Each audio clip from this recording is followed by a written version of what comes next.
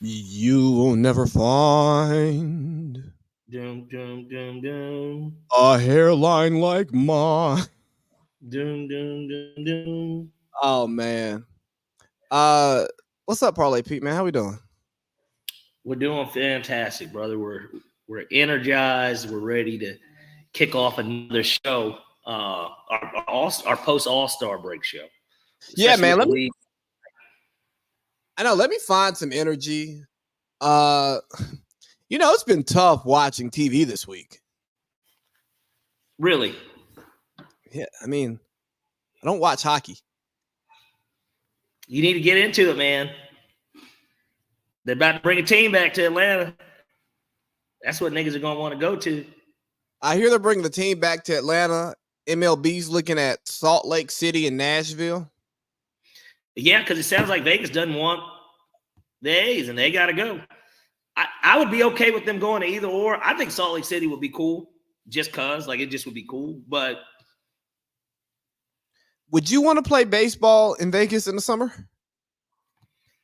no, probably not. But they also were talking about how it would be like a retractable roof situation.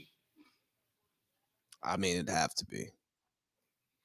Yeah, they do it. They have one in Toronto. Toronto's one. They have a retractable roof. I feel like that's granted, not baseball. Well, granted, for them it's for the opposite reasons. Too cold. It'll get too cold at some point. If you're playing in October, it could be really cold. Look here, man. Doesn't work to your advantage. Look here, man. It's baseball. You go out there in the baseball is kind of like football, man. You got to be out there in the elements. You ever played a cold baseball game? You're in the dugout with your jacket on. You got a nice little sweatshirt or something underneath, staying warm. Looks puffy. You don't care. Just trying to stay warm out there, man. Sitting out there in the outfield, getting no work. Oh man, it's a awful feeling. What? Being cold in a baseball game. Yeah. But it's part of the game, man. It's part of the game. Like, you could be sitting on third for 10, 15 minutes. You could in a baseball game. That's very easy to do. Or you could be sitting in the outfield for 10 to 15 minutes. Yeah. I wonder, how do baseball players, at a higher level stay warm? When you're playing like high school ball, you ain't stretching and stuff like that. Yeah. You stretch before the game, but you've been sitting there. You jog out a little bit. You get 3-4 at bats. Them hamstrings are going to tighten up at some point, aren't they? Yeah. Oh, 100%. But you know what? Good sports shows don't lead with baseball. So, we'll touch a little bit on baseball today too, especially because they dropped their top 100 players, and a lot of people were upset with who was number one. We weren't, but no, God no. He is the best player in baseball, but we'll get to that later. Proof is in the pudding. Yeah. So let's talk about the NBA All-Star Game, All-Star Weekend. It just happened. We had a celebrity game, Team Stephen A versus Team Shannon. Team Shannon won. Michael Parsons had like 40. Did you watch the celebrity game? No, I was traveling. I had it on in the background, but I was having a much better conversation and drinking some tequila. So you know what took over there. Oh, yeah. I didn't realize Kai Cenat was like 4'0". Yeah, the nigga's always like sitting down, isn't he? Yeah. Yeah. Yeah. So, anytime Stephen A loses at something, it puts a smile on my face. And I think it's good for the club Shay brand to go out there and get that dub. Like, bro, Shannon Sharp's turning into an A-lister right before our eyes. And why do you think that is? The Cat Williams interview. It's weird because Shannon was already pop, like, not just because of his football, like being on the field, but like people be forgetting, man. That nigga, he was on CBS. He was on the CBS pregame. Yeah, that doesn't make you an A-lister. No, I get it. Him sitting courtside at games and being recognized Like Him, getting ready to get in a fight with the Memphis Grizzlies, stuff like that. his Him. his podcast clips being featured on the Shady Room of Spiritual Word is what's getting him there. Yeah. Everybody's favorite sports uncle. Club Shay Shay. So if you sat across from him, would you call him Unc? No. Would you call him Shay? No. I call him Shannon. I'm not calling that nigga any of that stuff, man. There's a lot of people out here that are trying to, hit him with the gay clause. Yeah, and I was gonna ask you about that. I forgot to put it on the board. But it's been multiple now. But more than one person has said it. In this hypersensitive world, why does the black community seem to be so homophobic and using putting gay on somebody as like the ultimate slap in the face?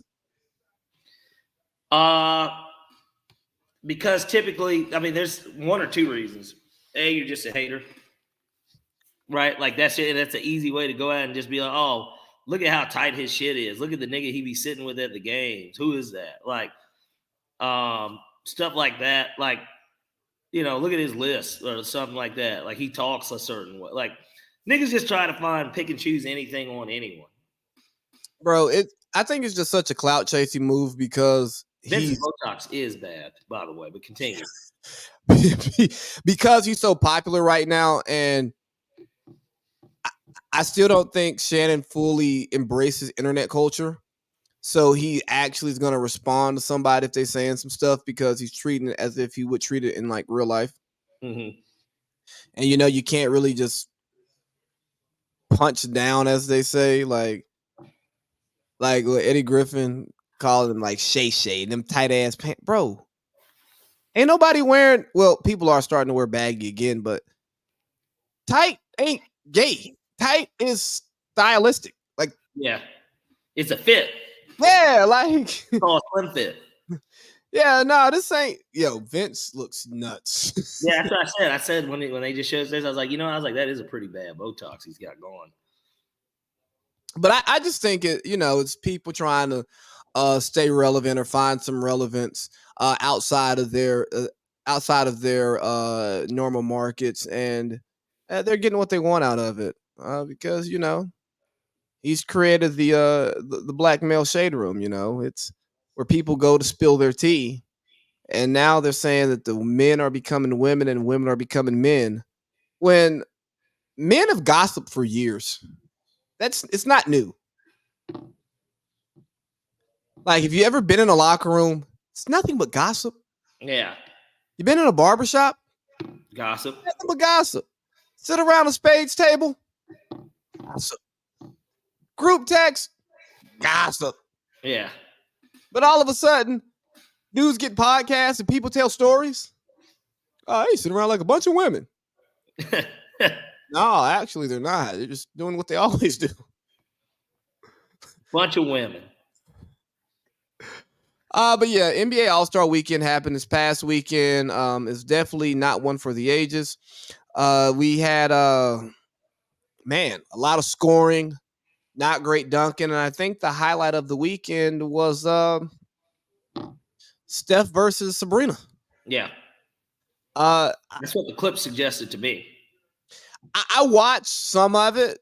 Saturday, I had a sick daughter who had to take the urgent care at night, so I missed most of the dunk contest. But based on what Instagram told me, there was no reason for me to go back and watch it. I mean, Jaylen Brown was terrible. He said if nobody will do it again, he'll do it. It's that should tell you everything you need to know about that, right? So here's what I'm thinking, Parlay P. We should think about how we can fix the All-Star game. Oh, man. That thing is unfixable. I think the celebrity game is what it is. Chris Brown got uninvited. Look here, he just can't do corporate stuff anymore. Just stick to the Team Breezy. You'll be fine. You'll be rich. But the corporate stuff you can't do. Vince Carter needs to fire his plastic surgeon. Do not give out his business card to anyone. Get a refund. But the skills challenge, I don't care about the skills challenge. I've never cared about the skills challenge. Well, and now it's that team bullshit kind of. Anyway, so it's not even what it used to be. Because they showed a lot of all the people that were on at one year, and it was like Kobe, it was LeBron, bro. They had it was a stacked card. It's fucking Jason Kidd. It was just like, damn, they got the who's who to do it this year. That one year. I think we can scrap that and just throw in the one-on-one tournament. Let's throw in the one-on-one. Play some of the games Friday. Cap it off on Saturday. Like one-on-one, maybe 3-on-3, something like that. I was listening to Gilbert Arenas, my favorite NBA media guy, and he was talking about the pride that comes into like individual events. The 3-point shootout hasn't fallen off because there's pride associated with competing. Yeah. The dunk contest has definitely fallen off, but I think the dunkers who choose to participate in it, like they're trying their best. Their best just isn't good enough, and there's not many new dunks out there. Nothing new under the sun. And just in general, I mean,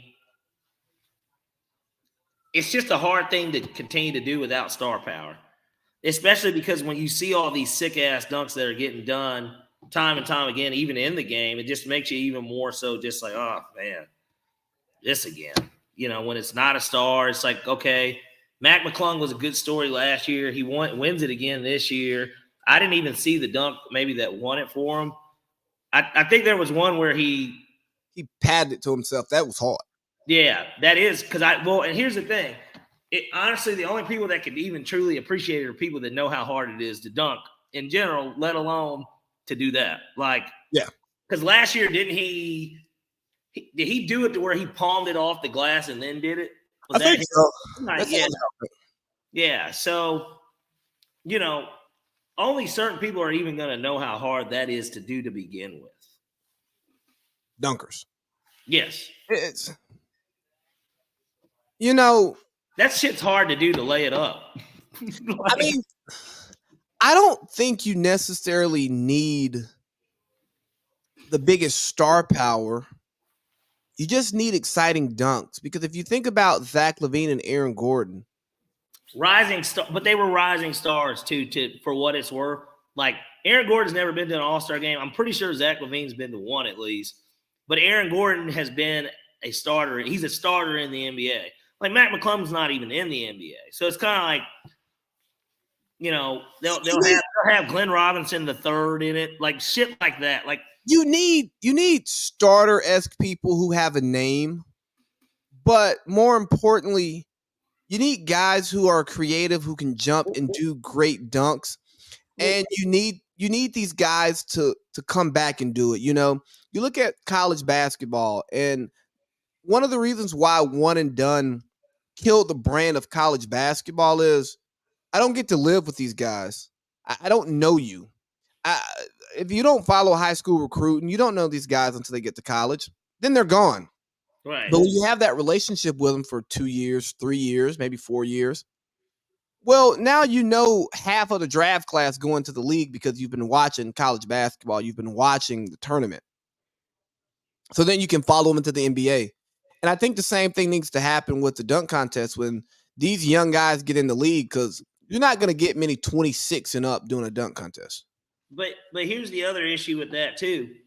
You start talking about when you look at the 3-point shootout, you have the best shooters in the NBA. Dame Lillard and Steph Curry were in it. So the best shooters participate in the 3-point shootout. So Curry Young's in so why is it that the NBA the dunk contest can't get at least and there's less participants for the dunk contest? There's only 4 guys.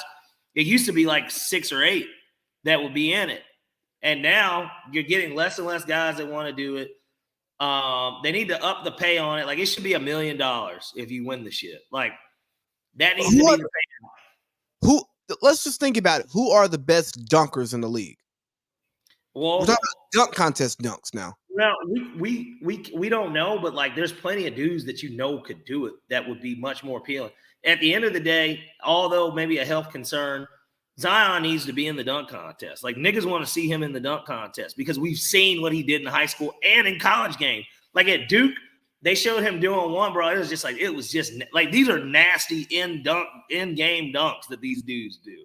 So let alone if he's got some time to think about something or just do the in-game dunk. We don't care. Like, you know what I mean? They're nasty in game. They'd be nasty in a contest too. Like, I'm trying to think.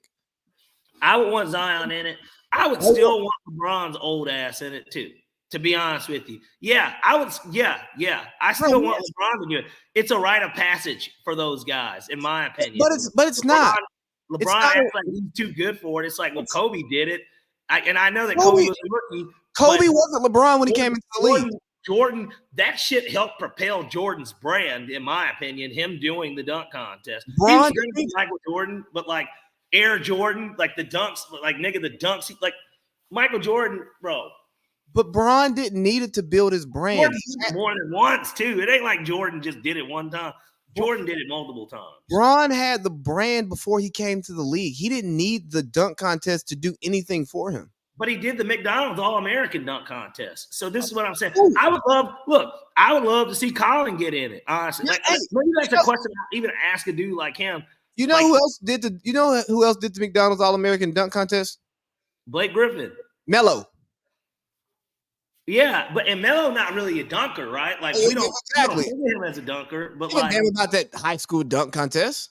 But I'm just simply saying, man, they gotta get some guys in it. Like I was excited that Jaylen Brown was in it just because I'm like, damn, this is a nigga that's gonna be playing on Sunday that's actually doing it. His dunks suck, but I think that's because he didn't put any effort into it. But start thinking about the guys who are not a high flyer. Like I don't think of Jaylen Brown as a high flyer either. He is though. No, I'm sure that he can jump. Obviously, the nigga can jump. They all can jump, low key. But like, he also isn't the first person that I was thinking would do it. If you had said, "Hey, there's going to be an NBA All-Star that's in the dunk contest this year. Who do you think it is?" I would say that like somebody like Giannis was like, "Fuck it, I'll do it." But I'm just saying, just to be on his Dwight Howard type shit, like on some shit like that. Like I wouldn't have thought that Jaylen Brown would have done it. I think Ant-Man. I'd love to see him in it. Yeah. Ant-Man, Ja. Oh, yeah. Well, of course, Ja. Zion, bro. You got to throw Zion in that bitch. Zion. Donovan Mitchell's already won it. Who else is a household name that can I wouldn't mind seeing Shadon Sharp in it. Give me I know it's crazy because he's not that tall. Give me De'Aaron Fox. I want to see even when we get a shorter dude, let's get De'Aaron Fox in that bitch. Like, let's get somebody in that hole, man. I'm trying to think who else would be a nice watch.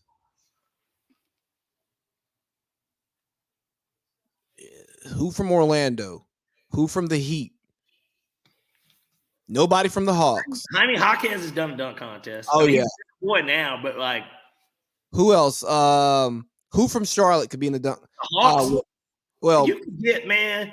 Miles realistically, I know it sounds crazy. A nigga like Double O, Onyeka Okongwu probably has freakish athleticism, bro. Man got 2 dunks. I bet he could do some shit.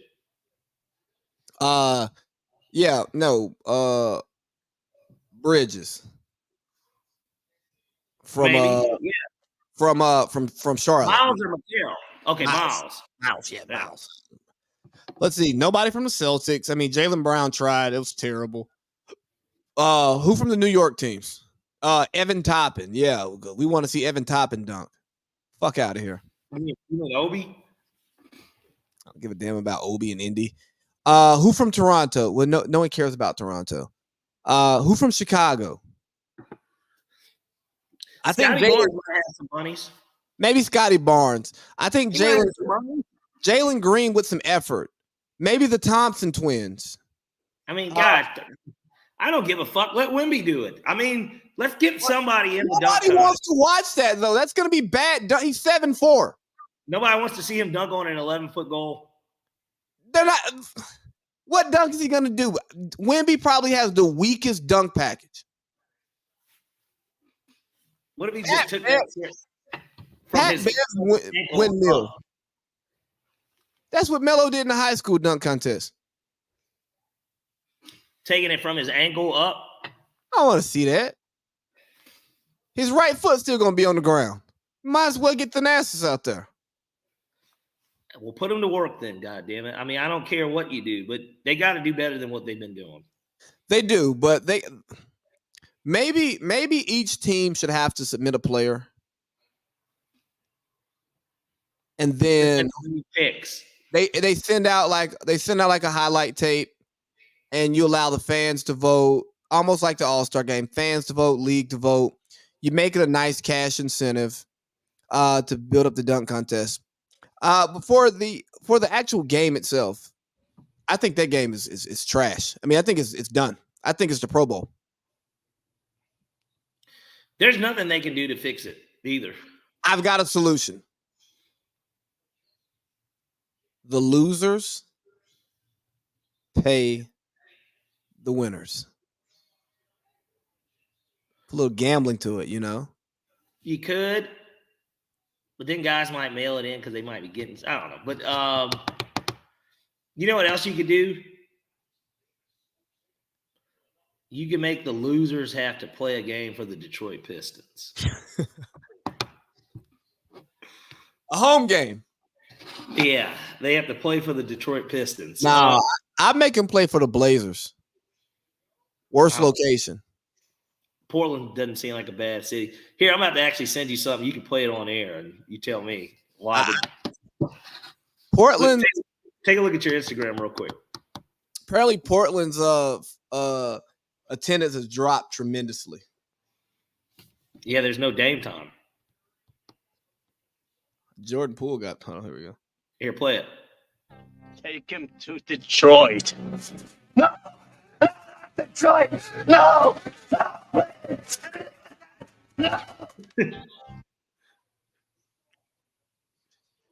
That's hilarious. Yeah. As you can see, I'm actually wearing a Detroit Pistons hat today too. That's the crazy part. Spark that. I thought it was a dope hat. It's got yellow, and then this is a purple. The Pistons script is written in purple. I've never seen a hat like it, so I bought it. It's a vintage though. Yeah, that's some nice stuff. Yeah, 90s. All-Star game's cooked. We're listening to that KG clip before, and I think and the weird part about the All-Star game, right? You hear the role players on TV and the media guys talking about there needs to be more competition in the All-Star game. But then you hear a lot of the former All-Stars talk about, hey, man, what y'all don't understand is this week is tiring. We're doing way more pop-ups, more media. And it's really a networking time because it's the one time that all the stars are in the same room. It's the only time you can go. Summer League, too. They're all down there. They're all in Vegas, baby. Yeah, but all fucking go to Vegas for Summer League. They're there, but I think it's Summer League a little bit different because the off season's already happened. The draft's already happened. All seasons happened, but like you don't have the same the same forced intimacy in Summer League. If when like the Lakers, when AD came to the Lakers and Kawhi and PG had just got there, right? It's mugs in the gym. But in the All-Star game, AD, LeBron, Kawhi, PG are in the locker room together. And then if you're like Ant-Man, the young boy, you in there just trying to soak up all you can from them talking back and forth, the card games, the this, the that. If you play for the East and you want to like come over to the West locker room and bullshit after practice, you can come over there. You can get some game from Braun. You can get some game from Dame. Not Dame. He's on the East now. You can get some game from Kawhi, PG. Yeah. Like you can actually you can mix and mingle in a way that's actually pretty cool. So I think what the All-Star game is. Oh yeah, Steph, absolutely. But the All-Star game is about the good guys getting together and just chilling. And you see how LeBron treats the game. But he's old. He used to play hard. Hell, he played hard in the first in the Kobe dedication game, right? But when you got when you got Jokic, bring that back too. Just make the fourth quarter the 24-point thing. It definitely was way more competitive, at least for that quarter. I mean, when you got Jokic and Luka just not giving a damn. I mean, Luka pulling up from half court talking about 2 for 1. getting pent. Like, come on, man. One thing I can say too about the All-Star game, we know exactly who's been keeping Trae Young out of it. I think that his peers respect him, obviously, right? Oh, We know that like the stars of the league respect Trae. It's the guys that aren't the stars that don't. They don't respect him. I think it's the coaches and the media. Yeah. But I think even it's the role player ass niggas that don't respect him. Like a guy like Derek White. He's like, man, he's like, shit, if I got the good green light like you, I'd probably average 30 myself. And then he just looks at him. He would. He thought he probably should have been an all-star this year. And he's just like, they gave it to you because you're the best player on your team. He said, but I would be the best player on your team if I played on your team too. And then he just looks at him. So, like, I feel like niggas like that don't be respecting them. Oh, like the niggas whose ass he be busting on a pretty much. Yeah, that's what I'm saying. Bro, you only gave me 30 because you got them weak ass fouls and you hit that lucky ass 3 from 2 steps in front of half court. Big dog, I had 40. That wasn't luck. I had 40 and 12. Yeah. So to me, that's the, yeah, speaking of Trae Young, he was asked about his future with the Hawks, and he was very non-committal. He's on the outs. Hawks aren't good. We've only gotten worse every year, it feels like. Since we got rid of Slink. Danny Ferry should have never lost his job. Let's just keep it 100. He's the better GM than Slink. But Danny Ferry had some emails get leaked. Yeah, no, we know why. I'm just saying. You know what? Now when I think about it, if he didn't have the whole Luau Dang thing, I think he would have been scot-free. I really do. When emails get leaked, he looks like the type because now he's profiling somebody. Was the profile wrong? I don't know. I've never been to those type of stores, so I wouldn't know how that works. But to where he's selling the cheap stuff in the front, but he's really giving you the good stuff in the back. What the fuck type of comment is that? If he doesn't make that comment, I think he keeps his job. Yeah, I think so too. But we got to get those bad apples out of here, man. Hadn't gotten a job since either. Matt Ariza got a job today, though. Ryan Pace has a job too. Yeah. Well, he didn't do anything wrong except for run a franchise into the ground. But he didn't call anyone gay, a nigger, or like anything like that, or a somebody Jewish. Like he didn't say something anti-Semitic. Like, so he's okay. You know, we root for a team that continued to employ Ryan Pace instead of Bill Belichick. I don't know how much longer I'll be doing it though. Who do you think? You think Ryan Pace is one of the first 5 fired if Bill gets hired? Yeah, I think we know exactly what order it would have went in. It would have went Rich 1, Pace 2.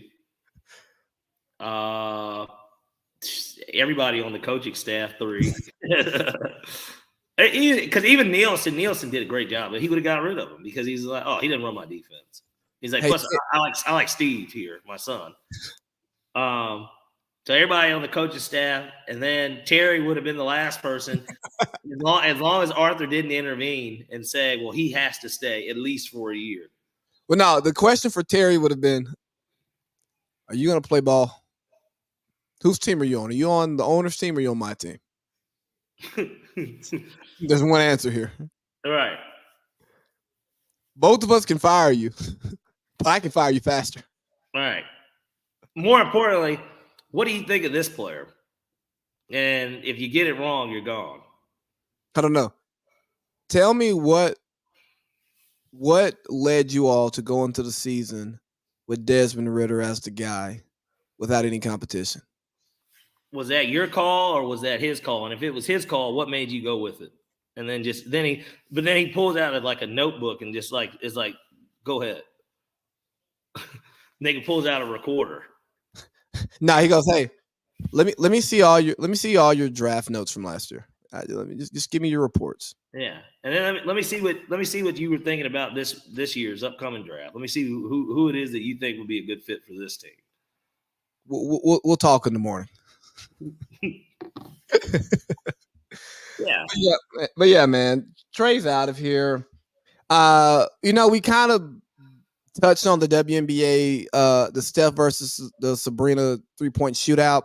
I think it was entertaining. I think it was great for basketball. She definitely held her own.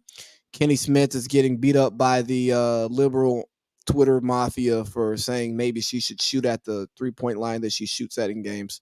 Yeah. Again, the people that are on Twitter, or the artist formerly known as Twitter, those are people that also don't watch basketball. They just hear something and they're like, well, what the fuck is that supposed to mean? I mean, yeah, she shot the women's balls, so why not shoot from the women's line? He's like, well, what the fuck is that supposed to mean, motherfucker? I don't think it was the worst suggestion of the day. I mean, that's supposed to mean, motherfucker. But I think it's a great way to grow the WNBA game. They made an effort to have the WNBA front and center. Saw a lot of Kelsey Plum, which is always a good day. Would definitely give her a C-section scar. A lot of Asia Wilson. Sabrina. It was a good showing.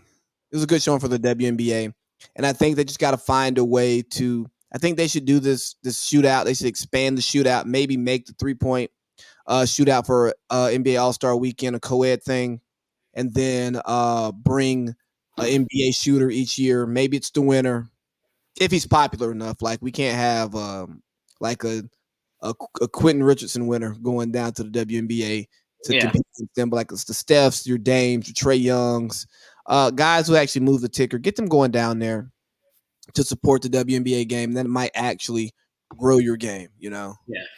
But it looks like the NBA's trying. Correct. That was a new event that was cool. It's not going to attract people to watch it. They've got to fix the two main things, and that's the dunk contest, which is the end of Saturday night, and then the All-Star game itself on Sunday. So until they fix that, they can keep adding as much shit. Hell, we got Dick Bavetta versus Charles Barkley in a fucking race once, right? I mean, so they can continue to add shit, and it'll be entertaining. It'll create a moment. But that's going to be as far as it goes. It won't make a difference in the weekend and the game itself getting changed. You know what we need, though? We need Casanet streaming live from Kenny Smith's party.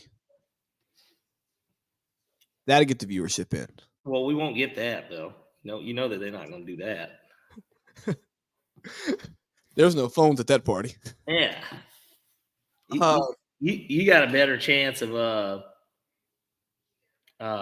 sneaking onto my man's island. You know what I'm talking about. Nigga that's dead. Got a better chance of seeing his little black book. Yeah, right. Yeah, not gonna happen. Viewership was up this year, though. Was it? Yeah. Because I don't watch. I mean, you said it yourself. There's nothing on TV this week. Although I will say this, I did put it in the group, obviously. For those that are a big fan of the show Atlanta or Dave, Little Dicky show, at least the first season of Dave. Vince Staples. The Vince Staples show.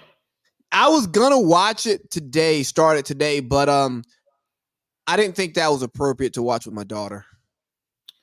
No, it's like I said, it's the Cali nigga version of Atlanta, and that's what makes it kind of cool because it's like. But the thing is that Vince Staples is an even more obscure rapper, right? Like nobody really he does good interviews actually, which is what makes him kind of funny. He's hilarious. So that's what makes the show funny because now you know him more so from his takes of when he's talking about stuff. Seems like a cool dude, honestly. He seems like a dude that like I would hang out with. And then I looked it up. He's 30.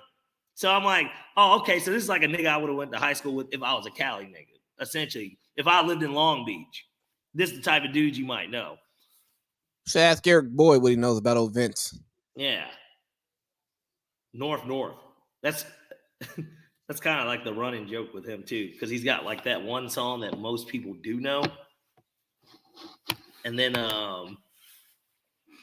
yeah, but good show. I actually recommend it. I'm pretty upset it was only 5 episodes, but I get it. Netflix needed to see if it was going to stick or not. Yeah, I'm looking forward to seeing where it's watching it, see where it's going to go.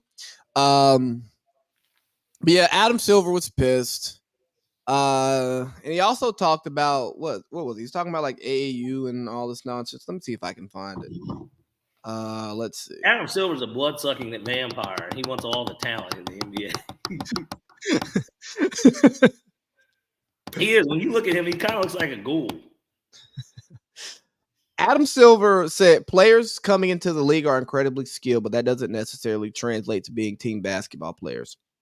Players born outside the United States, it's clear that the development is very different, more of a focus on practice and less of a focus on games.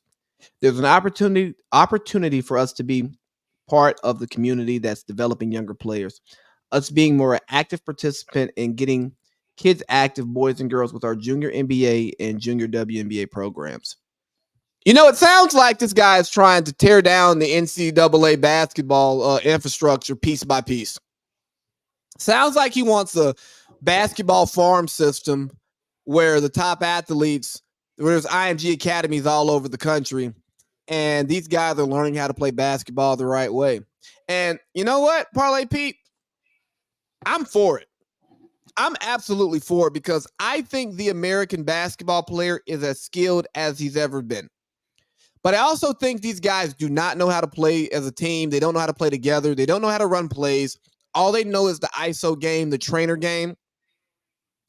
But one person can't be better than the team. And if everybody is working on their bag, but not actually getting out and playing games, and they're not playing on teams with other good players to learn how to fit in until they get to the NBA, and they're playing and they're just working individual skills and jumping from high school to high school, AAU team to AAU team, going to a lesser college so they can just be the guy. You don't learn how to play together. Believe it or not, Draymond Green wasn't always a role player. None of these guys really were, for the most part. Like, no, you're not a role player until you get to the NBA. Like Pat Bev, we talked about earlier. Nigga averaged 37 in Chicago in high school. Has he seen 37 in the league? Maybe once. He maybe has had a game like that. Maybe one time. They all do. Everybody has these weird career highs. Like Nazi Muhammad. You remember Nazi Muhammad? Yeah, NAZR. Yeah. Nazi, I think his career high, they say it was like 34. So, like, if a nigga like Nazi getting 34 in one game. 26, according to Wikipedia. Was it? No, should be like 30. Nah, 26. Nazi Muhammad. No, I'm talking about Pat Bev. His career high is 26. Oh, okay. I mean, Jesus. That was this year. Really? He scored 26 twice. I mean, I'm still looking at Nazi Muhammad's. I want to find what was Nazi Muhammad's.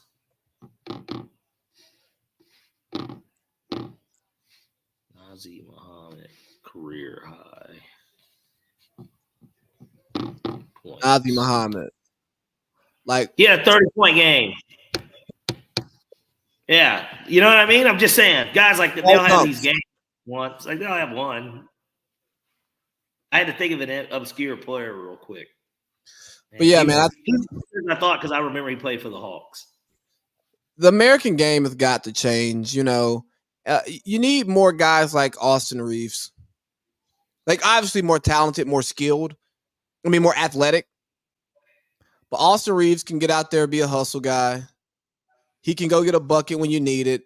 He can be a catch and shoot guy. Like his game is, it can transform. I think you need some more prime Klay Thompsons. Obviously, Klay couldn't dribble, can't really get his own shot, but just plays hard defense, moves off the ball, gets to a spot, gets open, and shoots. Yeah. You niggas ain't gonna beat Kyrie. You're not gonna beat. You want to know why that's an issue and why it's like he's saying, yeah, we need to focus more on these lower levels of the game in order to get this. And like European basketball, they're doing this, that, and the third.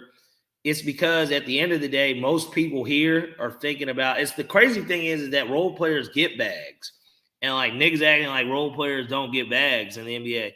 Kent Bazemore signed a $17 million a year contract. So like you don't have to even be the star to get it, but most niggas want that star money. They want to get the 60 a year. They want to have their own signature shoe. So how do you do that? You have to be a good individual player and that be your focus.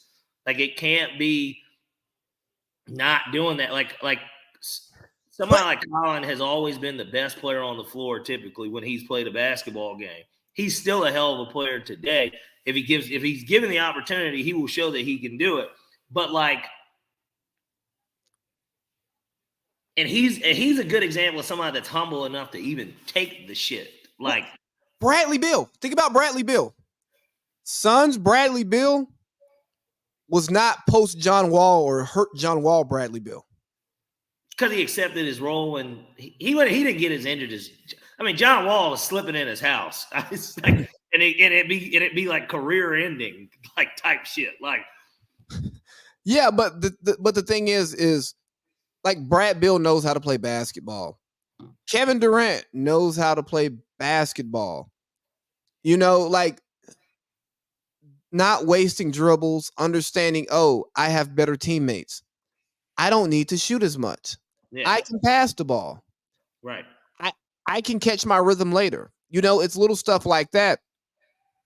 Well, then you take a guy like D'Lo who is uber talented, but I don't think he thinks when he plays basketball. I think him playing with somebody like LeBron James helps him. Yes. Like it helps him now to where once he's not a Laker after this season, like he's going to be able to go somewhere and be a much more valuable piece to somebody. And his role could be the same. It could expand or it could decrease, but he's going to be a better basketball player because of it. Like because of his time spent around other players that know how to play the game the right way. Yeah, but I just think it's so many players who smarter basketball players who it's just so many players who don't accept the role that they have to be in to get the opportunity to play and be a winning player and be a part of a team. Like, yeah, dog, you can be busting ass in practice, you can be busting ass in pickup. But if it's two people on your team with max contracts, guess who's shooting? The money. Yeah, well, the guys that they're paying to fucking shoot. And if you don't like that, we're going to trade you. Then you're going to have to relocate, get acclimated somewhere else, and then it's going to fuck your career up. We want you here for a reason. That's why you're on the team. But well, think about Bones Highland. Bones Highland blackballed from like two teams. Yeah, like he was a microwave. He was a bucket. A bucket. You know what I mean? He's from where my mom's from. He's from Wilmington, Delaware, which is a very interesting place to be a hooper, I guess. But he goes to Denver. He doesn't want to fall in line. He gets traded to the Clippers. The Clippers add Russ. They add James Harden. There's no minutes for you, Bones. Like you going out there and being busy, Bones, doesn't work here. Yeah. And then you get sent home early from All-Star before All-Star. You don't even have your second contract. Quick breaking news, by the way. What we got? Speaking of Denver, Jokic becomes the first player in NBA history with 15 points, 15 rebounds, 15 assists, and 100% shooting in a game. So he didn't miss a shot, and he went 15, 15, and 15. Oh, man, you know who didn't make the All-Star team this year? Superstar Jamal Murray. You know, one of my best takes. But Jamal Murray is so important to the team. What do you mean? Yeah, because he understands how to play his role. Yeah. Like he understands that he's not going to be an all-star on a great team in the West. Now send him to Detroit. He'll get you an ugly 30 a game, maybe. He'd be like a 26 and a half guy. Yeah. And they'd be competitive in games that they shouldn't be, but they would ultimately still be at all-star break a 15 and 36 team. You know, like one of those teams where it's just like, well, they're not doing anything. I mean, let's see. What else do you want to talk about in the NBA? You want to talk about do you want to keep talking about Doc and Giannis and the dumpster fire, you know? it seems like nothing good is coming out of Milwaukee these days, except Dame Lillard winning the three-point shootout and All-Star MVP. Outside of that, nothing good really is coming from this, you know? Let me see. What do we got here? We got what is it? What is it? I know I sent it to you. Or did I? Oh yeah, Giannis. We can start from effing ownership. Change, coach changed again, star players change, like so much effing shit. It's just up and down. Giannis, the only thing that you didn't have a say-so in is the ownership change. You hadn't signed your extension yet. Who, Giannis Antetokounmpo? Yeah, you can say his last name. I can't. Do you think they bring in Dame if Giannis isn't okay with it? No. Do you think they fire Adrian Griffin if Giannis isn't okay with it? No. Do you think they fire Bud if Giannis isn't okay with it? No. Giannis, you are the face of the league. You are the face of Milwaukee. You're the face of Wisconsin. Aaron Rodgers is gone. These decisions are decisions that you take part in. Yeah, it's your team. It's your team. That's like me going in the house, pissy drunk, falling, making a bunch of noise, and sleeping on the floor in the living room in a pool of vomit. And then waking up and telling my wife, yo, it stinks in here. My back hurts. Like, well, you got hammered last night, buddy. You slept in your throw up on the floor. What do you expect to happen? Like, I don't. And this is just why I don't fuck with Giannis. Because he's trying to play the good guy role like he has nothing to do with this stuff. Well, remember, Giannis at the end of the day is already proven. He's a Hall of Famer, he's just as much of a Hall of Famer as somebody. I know it's not a good comparison today because of what's recently happened, but let's keep it 100. He's as much of a Hall of Famer today as Patrick Mahomes is to the NFL. Stop. He's accomplished. He can retire today, bro. He's already accomplished more than anyone by his age. Yeah, but Giannis he didn't have multiple championships yet, like Pat, but like as a player, he's a two-time MVP, a two-time DPOY. He's a Finals MVP. He's a champion in Milwaukee. Like he done shit that don't nobody else do. He's a freak. Pun intended. He's a freak. So like, you know.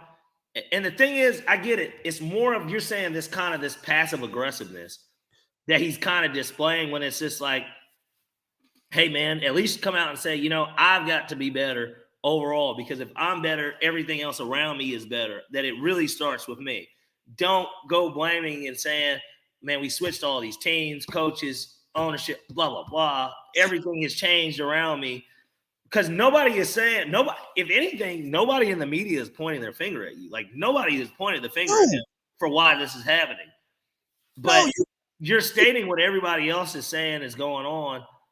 And it's like, all you got to do is come out and say it starts with me. And then in private, man, pull Dame to the side and be like, look, vet, this is what I need you to do. I need you to be yourself. Honestly, if I have to take a step back a little bit, I know that everybody expects it to be my team, but if you're not comfortable because it is my team, but you like I'm not saying you want it to be your team, but I want you to play better.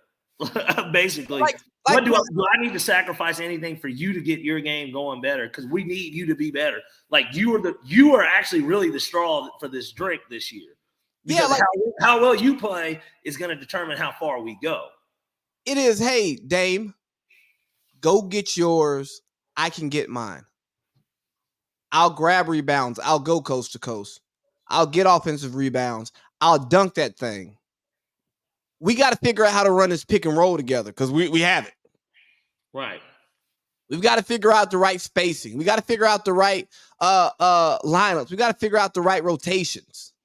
You know, like we've got to figure this out. But I want you to be comfortable. I want you doing you. And not to get into Dame's personal life too much, but hey, the man just moved from where apparently he had all his family, friends up there with him in Portland. And he's going through a divorce. So he's away from his kids. They're still in Portland. He's not taking them to school every day like he used to. He doesn't have that routine. He's probably living in an apartment by himself. A condo by himself. You know what I mean?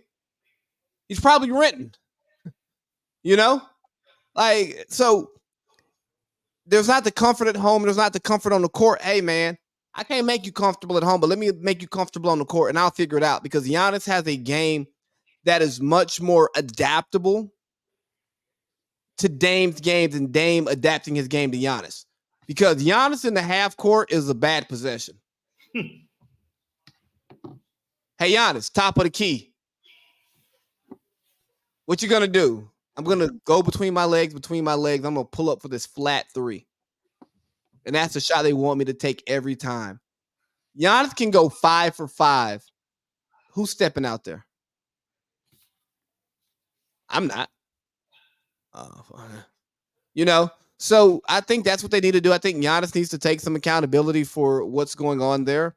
And maybe it gets him going in the right direction. But, you know, one of Doc's former players had a little bit of smoke for him. You mean the sharpshooter from Duke? Yeah. It's pretty much like, hey, why does this guy keep getting chances? He's showing you who he is. You know, it's so funny because I remember when JJ was on the Clippers, and you can blame a lot about why the Clippers didn't win for real. In reality, you actually could. There are so many different ways you could take that. The Clippers, bro, you want to know what one of the biggest issues with that team was? Yes, Doc, of course, his coaches, but that team really wasn't constructed to win. Who's the true alpha male? I guess Chris Paul was the alpha male. Who was the guy? Who's the guy? He was supposed to be the best player on the team, technically, and his game wasn't best player on the team type ball. Who on that team? He wasn't Paul George. Yeah, who on that team was like, hey, we need a bucket in the half court. We need you to ISO 1-4 flat, get a bucket. Nobody. That's why I like that team, but I never thought they could go to the next level because they did not have a wing scorer. Blake Griffin scored in the paint. Yeah, he developed a little midi. He developed that bullshit three, but he did not. His game wasn't put the ball, like, pass me the ball, I'm going to score. It's playing off of somebody. And then there was so much duplication between him and DeAndre Jordan. Jamal Crawford, he's a microwave guy, but he's not a consistent, like, hey, dog, we need 30 tonight. Same when they put Lou Will on it. Like, yeah, like they had every little ingredient and piece around it, man, but they didn't have – it's like having fantastic sides and really good ingredients, but it's just like, well, what's the main dish? And it's just like, tofu. Well, this is the main dish is the combination of these sides. Like, it's all going to taste good together. Like, it's like the mac and cheese and the sweet potatoes touching each other. And it's like, everybody's like, yeah, this is really good. But it's like, something's missing on this plate. It's kind of like your second plate at the big family dinner, right? You know, first plate, you get everything. Yeah. Second plate, you go back for all the stuff you like. And you may not want another piece of turkey, another piece of ham, another piece of chicken, right? Yeah. You just want your auntie's macaroni and cheese. You might want a little bit of dressing and gravy, a little collard greens. You know what I'm saying? And then maybe another dinner roll. Yeah, yeah. You know, a little piece of red velvet. That was the Clippers. They were the second plate, but nobody goes to the family dinner for the second plate. Well, here's the issue with Doc. Doc was the lemonade. Everybody likes lemonade. Lemonade is consistent. Everybody likes lemonade. Lemonade is going to be a winner with most kids, adults. Everybody likes lemonade for the most part. But you don't want to keep drinking lemonade because it's sweet. And then you're like, I need some water. Like now, I need some fucking water. I need some booze. Or I'm drinking alcohol. Right. Like I'm getting this sugar high. I'm not getting hydrated or drunk. Exactly. Now I'm getting dehydrated and it's too sweet. It's sweet. But it works everywhere because it's lemonade. Yeah, you can put vodka in it. You can put cognac. You can put gin. You can put whiskey. You can turn it into a different flavor. If you throw some grenadine in it, you got cherry lemonade. Like, you know what I mean? Like, there's so many different things that you can do with lemonade. Yeah. Get you an Arnold Palmer. Hell, water it down. Get you a watered down lemonade. Because I'm gonna be honest with you, I've turned into one of those people. I like light lemonade more than regular lemonade now. Yeah, you're getting old, buddy. I know, man. Whole Foods they do it with 60% less sugar. Their lemonade is fantastic. I live in Albany. I know. Only Whole Foods you're getting out here is from the farm, buddy. Yeah, it's good though. It's good stuff. Yeah. Last thing while we're here in the basketball piece, maybe it's the last one. Charles Barkley called out Kevin Durant for his leadership or lack thereof. KD kind of just came out and said, "Hey, man, I'm not the guy in front of the camera. I'm not the most charismatic person. Like, you don't have to call me a leader, but I don't like you all coming out here saying that I'm not a leader." And I took that as, hey, man, I handle my business the way I'm supposed to. I'm not doing anything for the cameras. I'm not appealing to you guys. I'm trying to do what's best for my team. My teammates know what I do. My coaches know what I do. I lead by example. People see me in the gym getting buckets. People see me on the court doing what I'm doing, taking less shots to get my teammates going, being efficient, playing defense, and so on and so forth. And the sports media just had a field day with this. Yeah. And it was weird for me because I'm sitting here and I'm like, how do y'all non-players get to define what leadership is? Because the players of this generation, not Charles Barkley saying I'm not a role model, but calling somebody out for not being a leader, a guy who was fat and out of shape during his career, calling a guy for not being a leader, a guy with crazy work ethic. Love Charles Barkley, by the way. But then you got guys in the media, Mad Dog Russo saying, well, you're on a podcast with your manager. You should be in front of the media. That's leadership. Nigga, how? Like, I'm just talking. How do you get to define what leadership is in an industry that you don't participate in? Yeah. And just because he only won his rings with the Warriors and he hasn't won them with other teams, that doesn't mean that he wasn't on good teams. That doesn't mean that he wasn't leading his teams to get the most out of them. Yeah. I mean, you think about those OKC teams, they got to a finals. That 3-1 sucks. But you were playing against arguably the best team in NBA history to that point when they got beat 73-19, who should have won a championship, His Brooklyn team, well, they were injured. Kyrie wasn't taking the vaccine. You can't make a man get a vaccine. You can't change the laws. There was just never any chemistry. Yeah, they never got the chemistry down. And that was a team that needed to play together because we had to see how that would work. And think about it. Kevin Durant is half an inch away from Eastern Conference Finals. They would have won that year. Yeah, Eastern Conference They Finals. would have beat the Suns. That team would have beat the fucking Suns. So right. So you were this close from him leading Brooklyn to a championship with no Kyrie and a hobbled James Harden. And then the team falls apart with the vaccine mandates. And then last year when he gets traded to Phoenix, they get put out in the second round when they had a dilapidated roster because they traded everything for KD and they couldn't retool that roster appropriately until the offseason. And I'm pretty sure everybody in that building was like, hey, we're going to see how far this will take us, but next year is going to be our year. Heard that a lot. Yeah, but it's like, hey, we have an off season to like fill in the holes that we want to fill in with the possible players we want, you know? Yeah. So I just don't like it because if you're not there, you don't know how someone's leading. Just because somebody goes out in the media and says the right things, or you see them like huffing and puffing on the sideline, it doesn't mean that they're doing it. You've been on teams and you've had quote unquote vocal leaders or the guys that the coaches think are leading, and they're not. Charles is just Charles, and you have to understand too, especially with somebody like Charles Barkley, he comes from a different era of basketball, and that's just the reality of this stuff.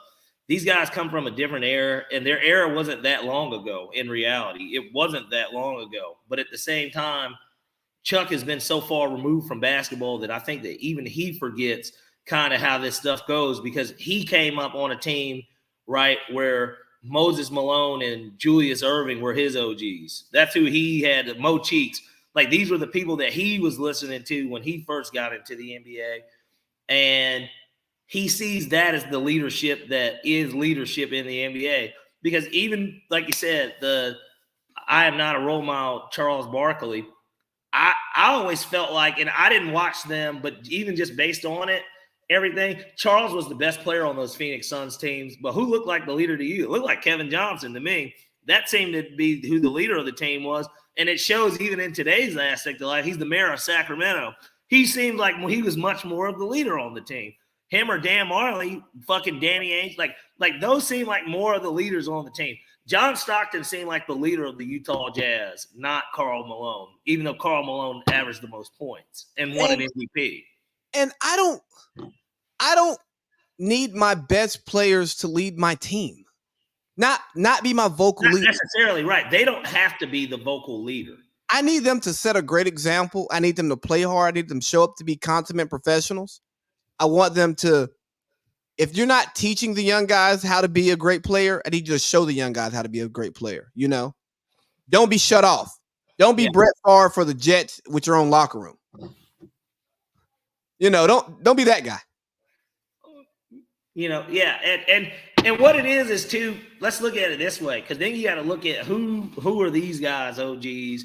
Who are they looking up to before they got into the league? I have to imagine Kevin Durant's not that much older than us. So like, okay, like there's been a lot of young players that come out and that do be like, man, Paul George was like who I really like watching. And understandable, Paul George's a dog. Like Paul George if you weren't like necessarily a LeBron guy and you were too late for Kobe, you might just like there's plenty of niggas our age that love T-Mac, right? Like that's like to me like the fair comparison in the sense of like not everybody's favorite player was Kobe growing up, right? Or LeBron. Like Kobe was mine. I was an Iverson. I was an MJ Iverson to LeBron. A little dabble of D Wade in there. Exactly. And so, you know, Kobe to me was always a leader. Like that was somebody that you could look at and it was like, oh yeah, no, his leadership was different than other people's leadership too. He was more of a toxic leader. He's a toxic leader. I don't think he's a toxic leader. I think he's productive. He didn't like bullshit, and like most people shouldn't. It's like he's. But I say it's toxic because it was similar to that MJ style of leadership, right? If you, it's not necessarily out of my way if you're not going to be here to do this thing the way I want to get it done. And the way that you go about approaching that may not be the way to get those guys to play their best. But if it works, it works. Like I'm not here to make you feel good. I'm here to win. Correct. So come with me or get out of my way. And maybe I shouldn't say toxic because of the connotation of toxic in 2024. Yeah. But very abrasive and aggressive, right? Yeah. For Where, sure. No doubt. Like, no doubt. Like, but what we don't see. Yeah, but like the thing is, the reason why I don't like people on the outside, and Chuck said what he said, that's cool. It was more so the people in the media, the non-players, the Stephen A's, the Mad Dogs of the world, just really like going into this, and just like, but even Shannon Sharp was talking about it some. Well, don't You mean Club Shay? yeah. How you gonna say I don't care if you don't call me a leader, but don't say I'm not a leader. Bro, that statement makes a lot of sense to me.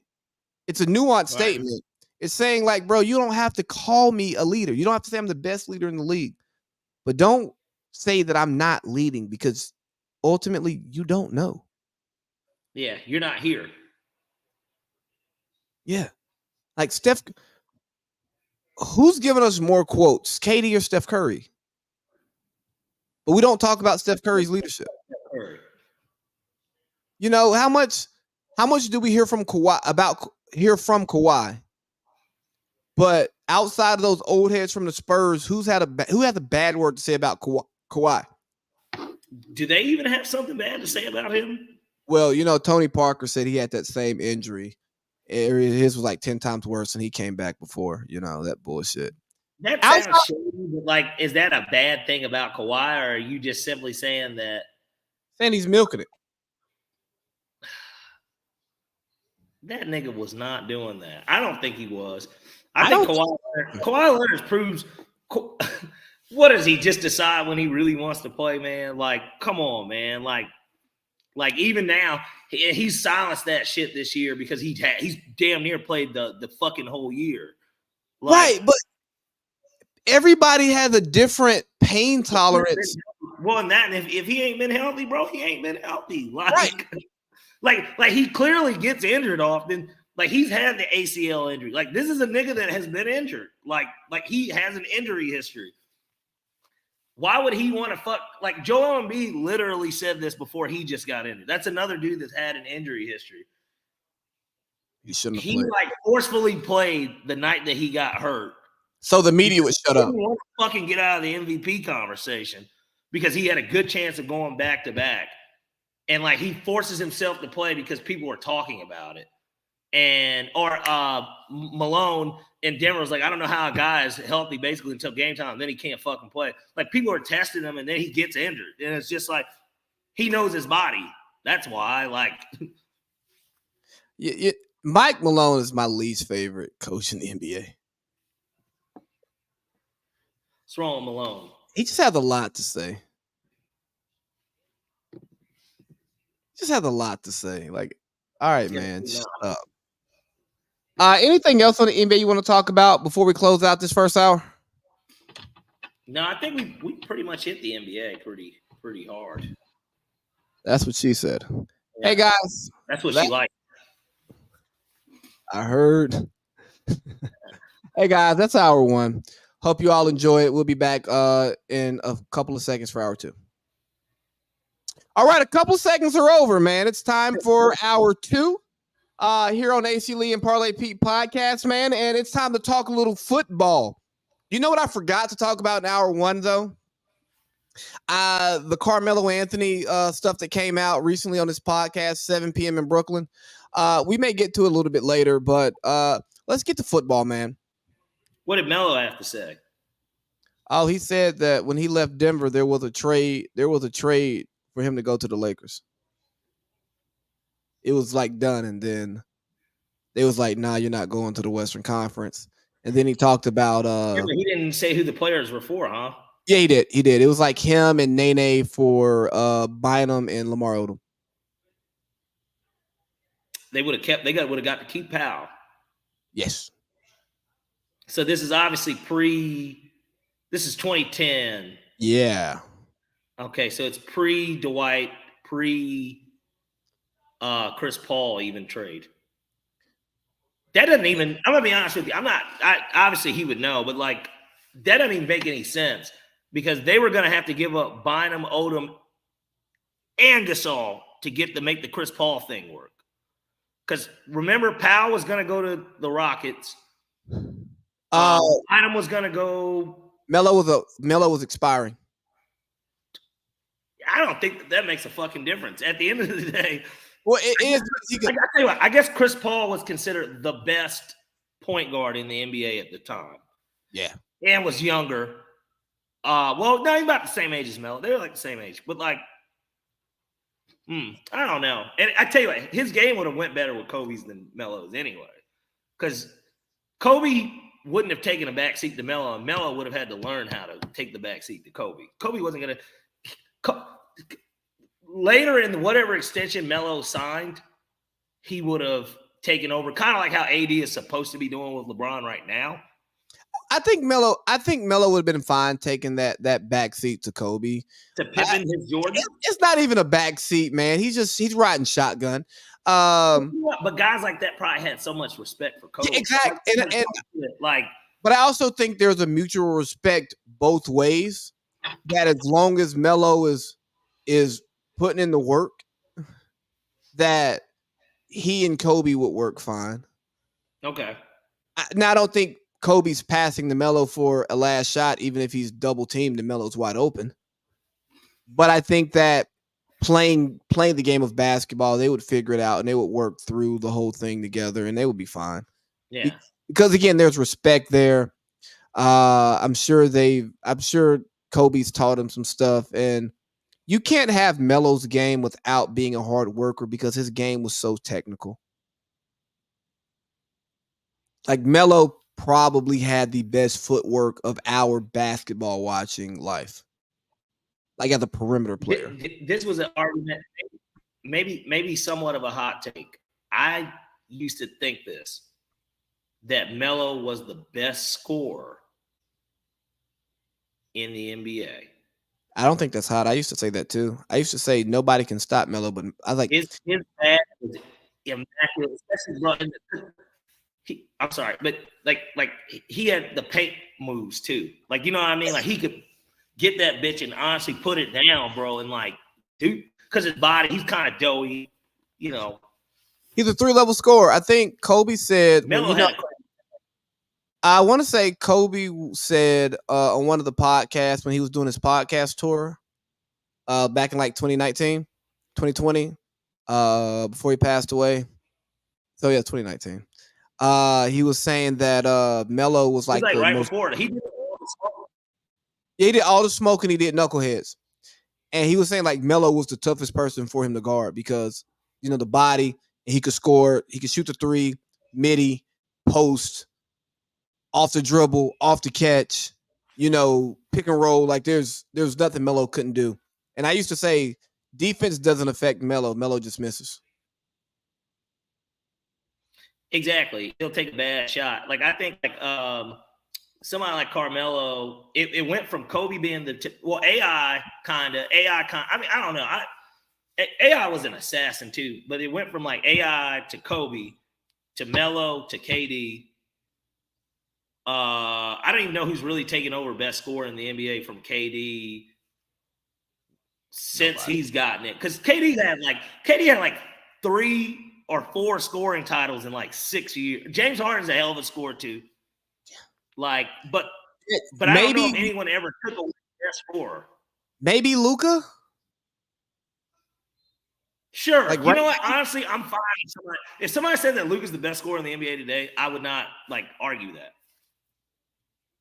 Dame kind of could be in it. Steph Curry too, because of it's weird. It's because there's so many more like there's so much more talent obviously in the NBA now that makes it that way to where, you know what? Yeah, we got to stick with a little bit more basketball because, you know, Jason Tatum said he sees himself as the next face of the league.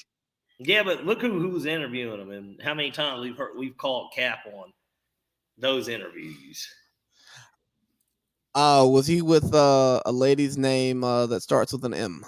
Yes. Oh yeah, well, nothing. Yeah, you can't take that interview seriously. Yeah. Yeah. But no, I just don't even know what makes him comfortable enough to say something like that. Like Jason Tatum is boring. Like Draymond's over there pleading to keep his job. But like what about Jason Tatum's game is not exciting. He it, I don't think anybody hates Jason Tatum. You can't be the face of the league if nobody hates you. All these guys have unique games and just unique approaches. Bro, it's Ja or Ant. It's Ja or Ant. In terms of what? Next face of the league. No, I mean, but the weird thing is the face is the three-headed European monster, right? No, it's not though. Yeah, it is. It's not. It's not. Toss around between Jokic. It's not. And Luka. You have to think about you're thinking as a sports fan. You have to think as a casual fan. You have to think about the personality. You have to think of has the personality. Excuse me?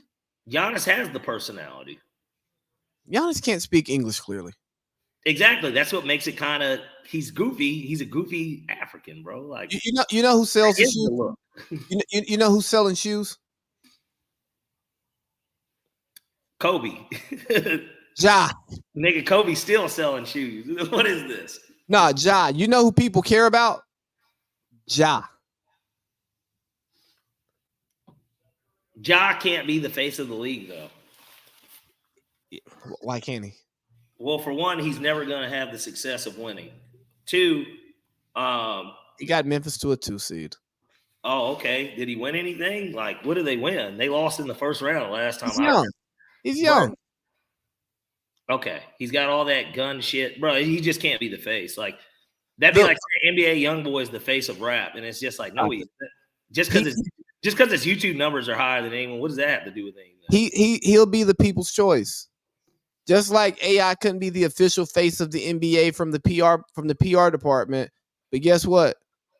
Niggas was wearing sleeves, getting tattoos, and wearing braids.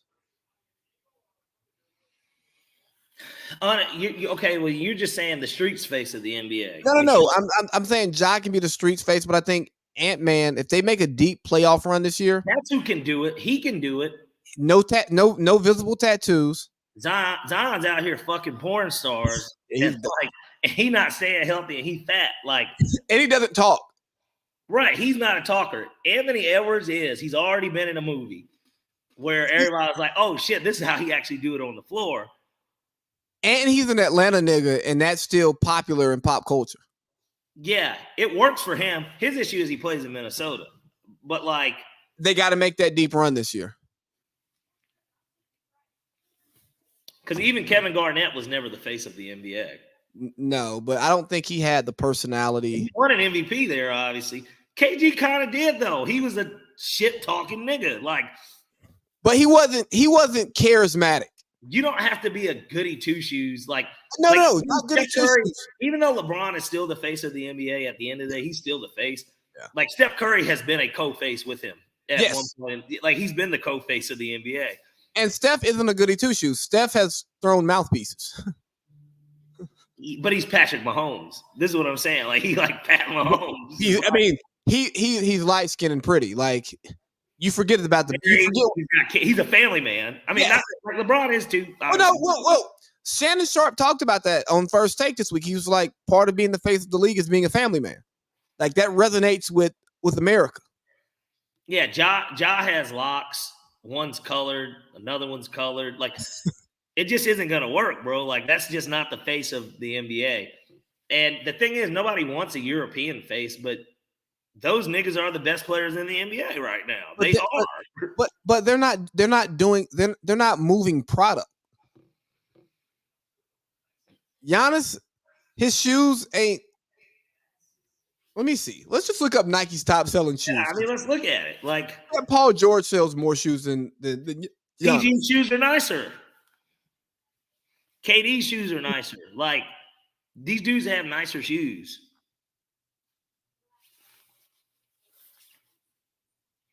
Oh, Like God. Kobe still sells more shoes than anyone.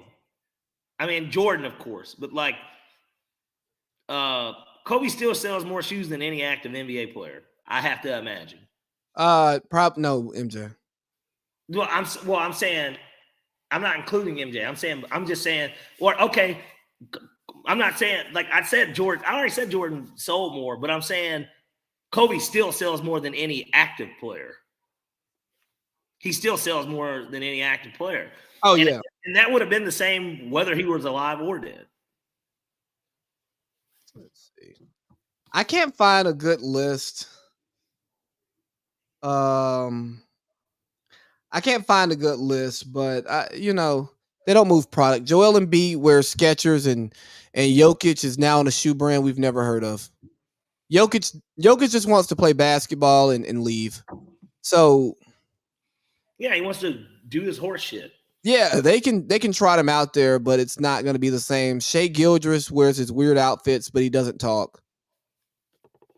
Is LeBron and Steph? Who was the face of the NBA when Jordan left the first time? Was it Akeem Olajuwon? Like, no. But that's what I'm saying. Akeem Olajuwon it was the best player in the NBA. If you want to be technical, Olajuwon was the best player in the NBA. It was a power vacuum. It was a power vacuum. But I'm just saying, he had already won an MVP. He'd already been a defensive player of the year. I want to say he did it all in 1 year. When he won one of them titles, he won MVP, finals MVP. His team won back-to-back. Like, I'm just saying, there technically wasn't a face, right? They could say Patrick Ewing, Charles Barkley, I guess Karl Malone. Like, I don't know. Like, you know what I mean? It was big man dominant, but like Shaq was kind of becoming a little bit of the face of the league. Because Shaq was a lovable, because he's vocal, right? Like Shaq talks. Yeah, I feel like Shaq fell into that. He was growing into it in the Orlando years, and then like Lakers Shaq really became the face of the league. Yes, post Jordan's second retirement. Yes, post Jordan's second retirement. I agree that he was the face of the league in 1999. And then it went from Shaq to LeBron. No, Kobe. No, Kobe was not the face of the league. The face of the league, bro. Even with the rape shit, like no, Kobe was never the face of the NBA. He was not propped up like that by the NBA. He was never the face. He was insanely popular, but no, because of the stuff that happened in Boulder, Colorado. Don't let your Kobe fandom get in the way. I'm not letting it get in the way. LeBron was not the face of the league the moment he entered the NBA. When he entered the NBA in 2003, the Lakers had just finished their three-peat. They lost the next year, like in the second round. The Spurs won, and then they went back with Gary Payton and then Karl Malone. Yeah, they lost. LeBron didn't go to a finals until 2007. Like, there's no way that LeBron was the face of the league, bro. At least until, like, to me, and okay, even Nike. You remember, obviously, the Nike commercials with LeBron and Kobe. Yeah. I would rather you say that they shared it than to say that Kobe. We can go there, but the point I was making is Kobe never stood as the sole face of the league. I don't know. Shaq stopped being the face of the league, in my opinion, even when he went to Miami. Because he was no longer the best player on his team. He low-key wasn't the best player on them last couple Laker teams. Stop it. He wasn't. He wasn't. Who won Finals MVP? Shaq did. But you could have easily given it to Kobe. Like, if you look at the numbers, Kobe could have won MVP. You can look at the number. You can look at the numbers, but you have to think about the impact. Niggas were both averaging 30. But you have to think about the impact. You have to listen to the players from that era talk about them. There's nothing we can do with this big motherfucker down here. Yeah, but foul him and make his ass shoot free throws. Like, in the crunch time, who had the ball in their hands? Like, that's what I'm saying. And that's what the Bucks should do. That's what the Bucks should do. Here's the thing. They were blowing teams out, right? Like, Philly, here's the thing. The Eastern Conference just stood no fucking chance. Like, they played the Nets and they played Philly, the first two. They played the Nets back-to-back. No. Who they play? They played the Pacers. It was the Pacers the first time. Then it was Philly. Then it was the Nets. Yeah. None of those teams fucking stood a chance, man. Well, no, we knew that. None of them. And so, like, yeah, there weren't very many moments unless they were up 3-1 in the series. And, like, it was a crunch time moment. at fucking Philadelphia, game 5, like to where Kobe needed the ball in his hands to just end the game. They're up 4 or they're up 3 with 37 seconds with 6 seconds left on the shot clock. They're up 3, and then Kobe ices it, right? Like, there weren't very many moments where he had to do it because they were that dominant of a duo and a team, and Phil Jackson's coaching, right? Like, Yeah. I just feel like Kobe, it felt to me, even in Kobe's losing years, that he became that de facto face of the, like, to me, Shaq stopped being the face of the league at a certain point. But it didn't just immediately go to LeBron. We knew that they wanted LeBron to be the next face. That'd be like saying like Wemby, bro. Like, does it seem like they want Wemby to be the next face? They want to, but I don't think Wemby's going to resonate. He speaks English well enough already. It's going to get better. But you got to understand, man, that blue collar Americans, they don't want to believe in the black euro. Yeah. Like, I was just being honest. Like, Luka gets the pass, Jokic gets the pass because they look like Euros. But remember, when Giannis was the best player in the league and they were in the bubble, the niggas was playing at 12 o'clock Eastern. Like, I'm in California and I'm just waking up. Right. And it's the second quarter of the Giannis game. So you've got to follow the odds. You got to follow the dollars. And I do think that part of the American fan base wants to rally around American talent in an American league. And I don't see a problem with that. Me either. Like, I don't see one issue with it. Oh, Brittany Renner's baby daddy was just on TV. Oh, Brittany Renner. I'm like Brittany Renner. Yeah, so let's get to football, man. Some reports came out this week talking about the Eagles. The good old Philadelphia Eagles. Let me see if I can pull it up. Here we go. You mean that shit show? Yeah, so Adam Schefter and Craig Carton are at odds over the FS1's post mysterious report involving the Eagles' late season collapse with rumors swirling about infidelity. Reading this from the New York Post. Carton mentioned on the Craig Carton show the actual reason for the Eagles' demise was a problem that would splinter any group of men. It is a real significant problem that cannot be fixed. Carton stopped short of revealing any specifics on the alleged allegation, while others on the show speculated that it involved women. Carton also mentioned that the team was trying to fix it and was interested in seeing whether a high-profile player would still be with the team next season. Schefter questioned Carton's motive when discussing the Eagles' report, downplaying his comments and theory. And this is a quote from Shefty. And by the way, I messaged somebody at this organization yesterday and said, "What is this?" referring to Carton's remarks. And the text back, the quote was, "None of that shit happened." And that's what qualifies as a report.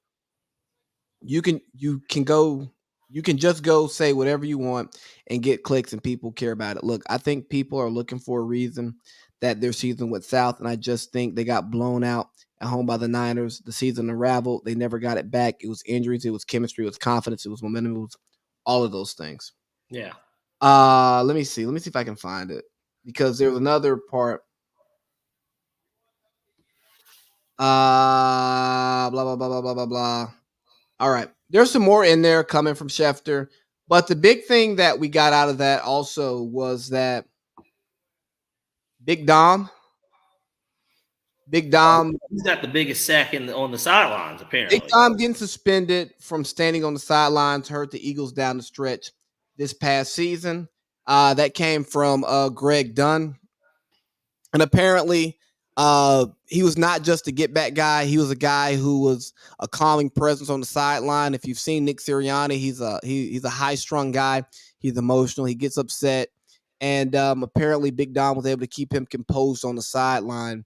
And if any of you all have been in situations, if the guy who's supposed to be leading you is erratic, 9 times out of 10, you're going to have an erratic operation. And without him having his calming presence, his CBD, his vape, whatever it is that brings him to Namaste, it wasn't there, and that team just turned into the Carolina Panthers down the stretch. Yeah. Shout out to Josh Holsey. What does Josh Holsey know about football? Whatever the box score tells him. Okay. I thought it was a fair question.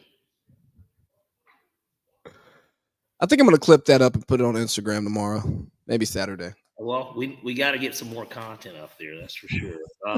We don't have picks anymore, so we're not doing that. But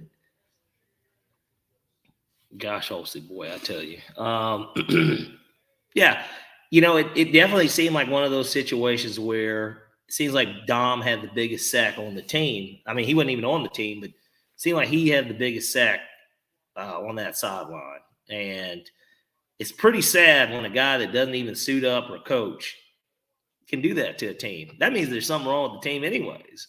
Well, apparently he's been there for years, So I mean, there's you remember the Loyola Chicago had that run, and it was Sister.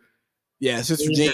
Yeah, Sister Jane did not control how good that basketball team was. Maybe she was a calming presence for everybody too.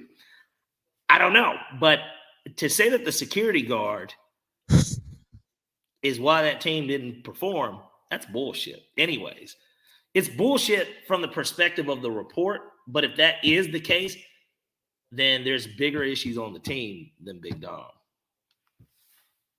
I would agree with you. But I also just think it speaks to the foundation of that franchise. It's the Jeffrey Lurie, Howie Roseman show and all of their interchangeable parts. And Big Dom is a part of the Lurie Roseman regime. So he's a constant. Yeah, Big Dom's a big dick. So when you have something that's a constant there and you remove it from your experiment, you're going to get different results. And maybe, just maybe, your security guard shouldn't have that much influence on what happens on the field. But I'm a Falcons fan, so what do I know here? You don't know anything but losing football. I mean, we chose Ryan Pace over Bill Belichick. The guy that drafted Mitch Trubisky over Patrick Mahomes and Deshaun Watson, or the guy who drafted. I'm not going to knock him for drafting Justin Fields because at that point in the draft, he needed a quarterback, and it was between Justin Fields and Mac Jones.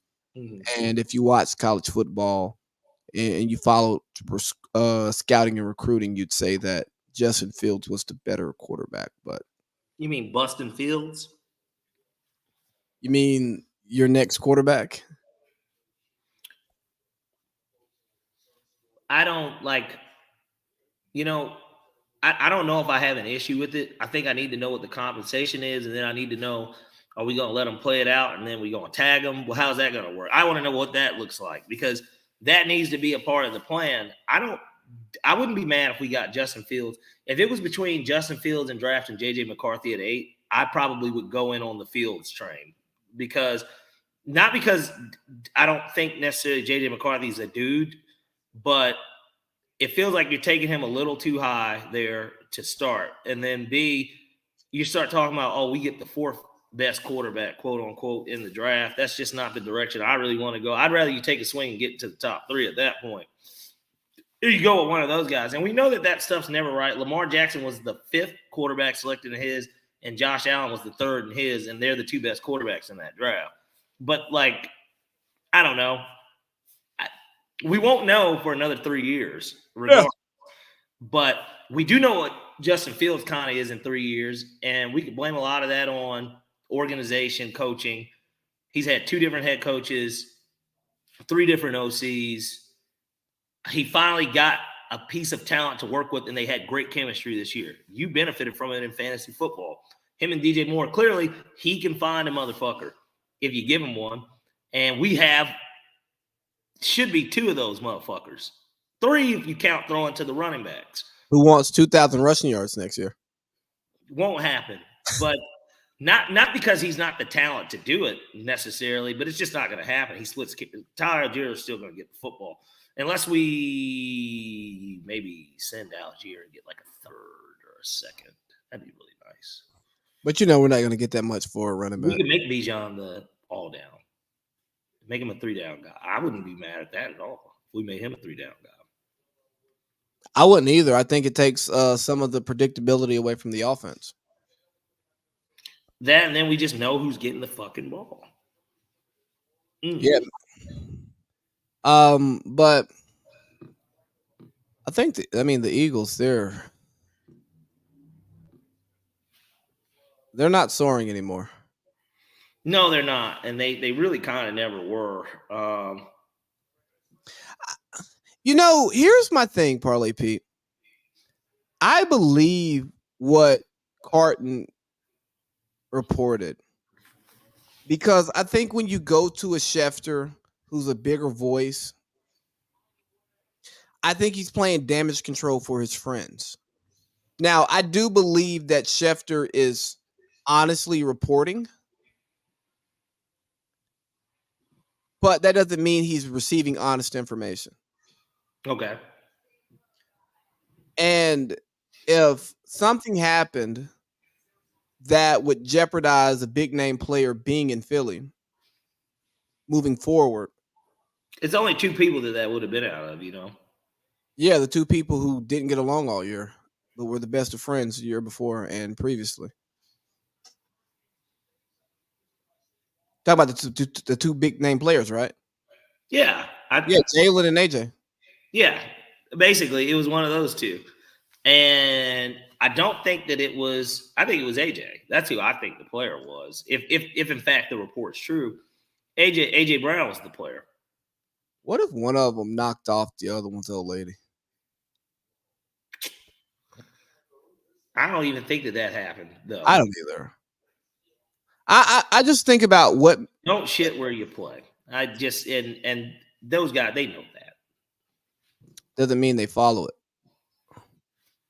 Because I heard that two prominent NBA players beefed over a side chick,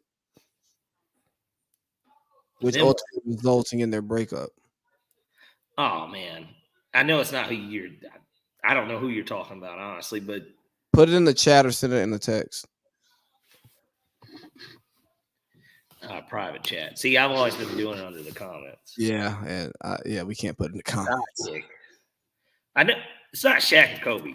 That's what I was gonna say. I mean, you're not gonna get anything out of me like on here. Like, I'm not gonna deny anything or validate anything like on the feed.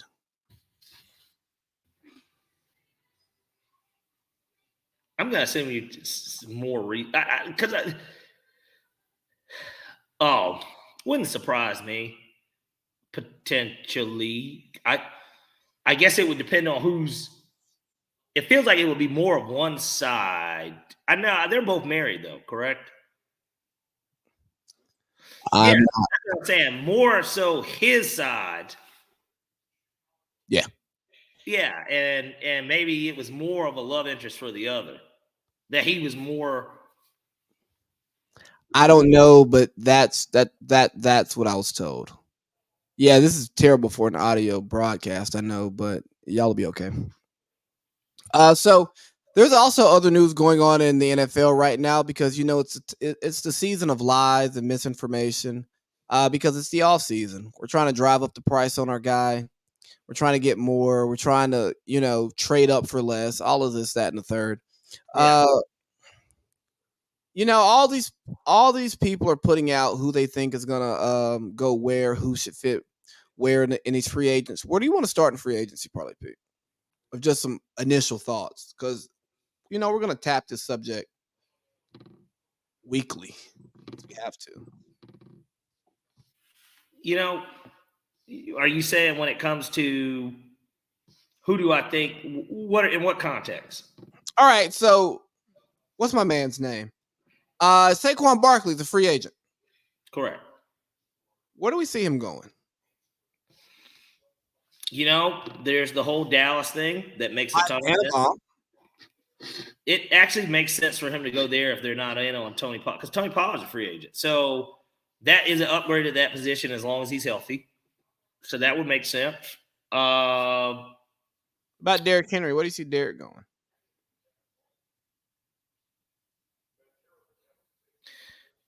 Only two places. Okay. Baltimore, of course, makes the most sense. They've had so many issues at running back. He would bring not only stability to the position, but it would be an upgrade over any running back they've had since Lamar Jackson's been there. Well, really, I mean, he would be the best running back that they've had since Jamal Lewis. Let's just put it that way.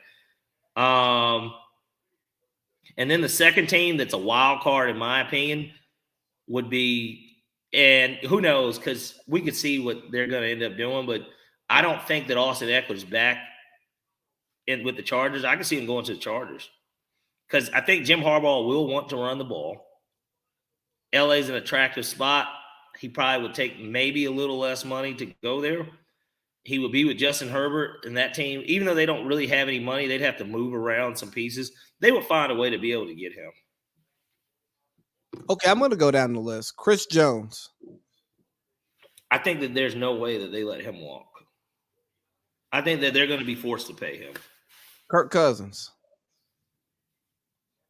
I know where I want him. I don't think he's coming here. I think Are all here to do what Falcons do. I think that Minnesota ultimately either pays him or I'll give you the wild card that nobody – I'll give you a wild card that nobody is going to say. But honestly, just because I don't see how it works out for them any other way, I could easily see really Denver somehow finding the way to make that work. Because I could see Russ somehow maybe even getting to Minnesota. And they make it. It would have to be like a sign and trade type shit because Denver, I mean, because Russ isn't helping Denver do anything. As he shouldn't, in reality. Well, I wouldn't. I wouldn't give up my money for I wouldn't give up my money. Yeah. Because Pittsburgh doesn't have the cap to sign Kirk Cousins. So even if they wanted him, wouldn't work. Nah, Pittsburgh's gonna have to go after Fields or get Russ after he gets cut. Yeah. Basically. Who else? We got Josh Allen edge from the Jaguars. They're going to keep him. T. Higgins. I hear he's going to get tagged. I see him getting tagged and not liking it and finding a way to get traded so that there's some – and then Cincinnati's okay with it so that they can get compensation. And then they bring back Boyd on a cheap deal and then they still draft a guy maybe in the second round or something. Do we care about Jalen Johnson, cornerback from the Bears? No, we don't. Brian Burns. I think he wants. I don't know if Carolina pays him what they're saying he wants. I just don't see them giving him $30 million. He's not that big of a difference maker in reality. No, he had his first double-digit sack season this year. They won 2 games, or 3, or was it 2? They won 2 games. They beat us. They did, but goddamn it, I don't know how big of a deal he was in that win either. So they won 2 games. Let's see what else we got. I don't think we care about. Do we care about Justin Madubuike or Christian Wilkins, D tackles? Madubuike would be a really nice fit here if we wanted to move off of Grady and maybe get like a 3rd or a 4th for Grady or something. Let's see. We got Antoine Winfield Jr. I think he's going back to Tampa. He's all pro. Will be hard to see them letting him go. Yeah. Same with Michael Pittman. I think he goes. Yeah. He'll be a Colt. Daniil Hunter. Falcons. I like us to go out and get him because I don't think we're going to sign a quarterback. So I feel like we will go all in on a rush player because that is just what we consistently have lacked for. L'Jarius Sneed. I don't think Kansas City will be able to sign him and Chris Jones. They're not. They've been drafting so well. I think you kind of let him walk. You've won back-to-back Super Bowls. What is it? 3 and 4 years? 3 and 5 years? 3 and 5 years. But you've been to 4 out of the last 5. Yeah, they can have a second round exit next year and be okay. Well, they'd be overdue anyways for that exit. I think on the road, probably not against Buffalo, but maybe some team that just comes in next year and is really maybe like the Chargers. If the Chargers win 13 games next year, because Jim could fuck around and win the division. That's what I'm saying. Let's say that they won the division and the Chiefs won a road game against, I don't know, Miami or somebody, and then they head to LA and the Chargers win an ugly game. Mr. Mike Evans. I think he's out of there. Everybody keeps saying Houston. Houston's got a ton of cap.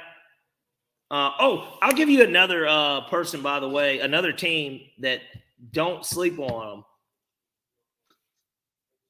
The Commanders could easily make a play for Justin Fields and give up their second-round pick this year, and then with the 2 draft Marvin Harrison and put him with Terry McLaurin and Justin Fields. Be really nice, and they could do it. They actually could do that shit. Just a matter of how they feel about the court. If they are hell-bent on getting Caleb Williams and they don't really want Drake May, but they could leverage the 2 for either, well, we want Marvin Harrison, or I tell you what, Atlanta, if you guys want Drake May or Jaden Daniels so bad, come up and get them. We'll swap with you, and then we'll just take a doomsday at 8. Like, they've got a lot of different ways that they could go with theirs, too. Yeah, I just think that speeds up DQ's timeline because you got to figure out Justin Fields, right? Like, you got to determine whether or not you're going to pick up his 5th-year option unless Chicago waits and declines it. And then you have to then you got to pay him. So if I'm DQ, I want a rookie quarterback because that buys me time if we don't come out the gate hot. He needs to really like what he sees, though. Yeah, I mean, I agree with that as well. Yeah, and because all we have to go off of is him having Matt Ryan, right? Like, who was a ready-made Pro Bowl quarterback when he got here. Hey, Chase Young. Cliff, and whoever they draft has to work Cliff pretty well, too. So what about Chase Young? Highest bidder. Going to overpay him. I think he goes to the highest bidder, man. Like, I don't think he gets a team like Minnesota loses out on Danielle Hunter and pays him. Like, maybe Houston pays him just to add another guy. Baker back to Tampa? I don't see why not. I don't care about Hollywood Brown. Calvin Ridley?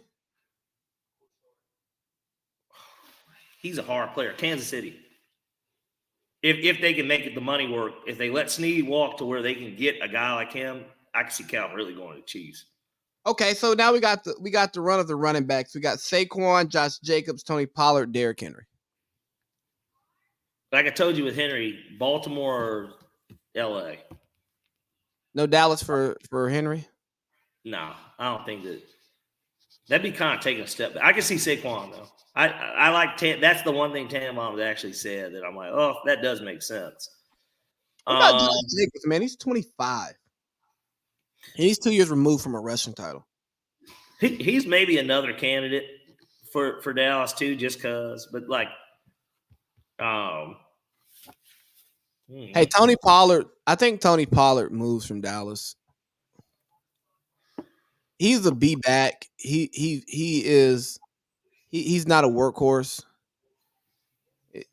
He's a third down back. He's a really good third down back who can run the ball on first down sometimes if you have a good passing game. Give him 12 to 15 carries a game. Or touches, rather. Yeah, I'm about to say, give him 15 touches. And then he'd have to fit in somewhere, though. Like, a place like Houston, maybe Buffalo. Like, even with Cook, like, that'd be a really nice pickup. Like, you know what I mean?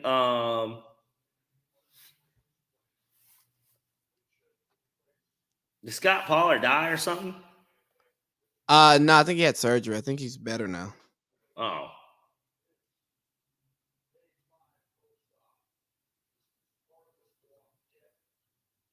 Okay. I'm not sure what happened, though. I don't. I read it on Instagram and then blocked it out. What about Eckler? Really, Buffalo might be really the perfect fit for a guy like him. Because he's really more of a pass back to begin with. And you let Cook do the dirty work.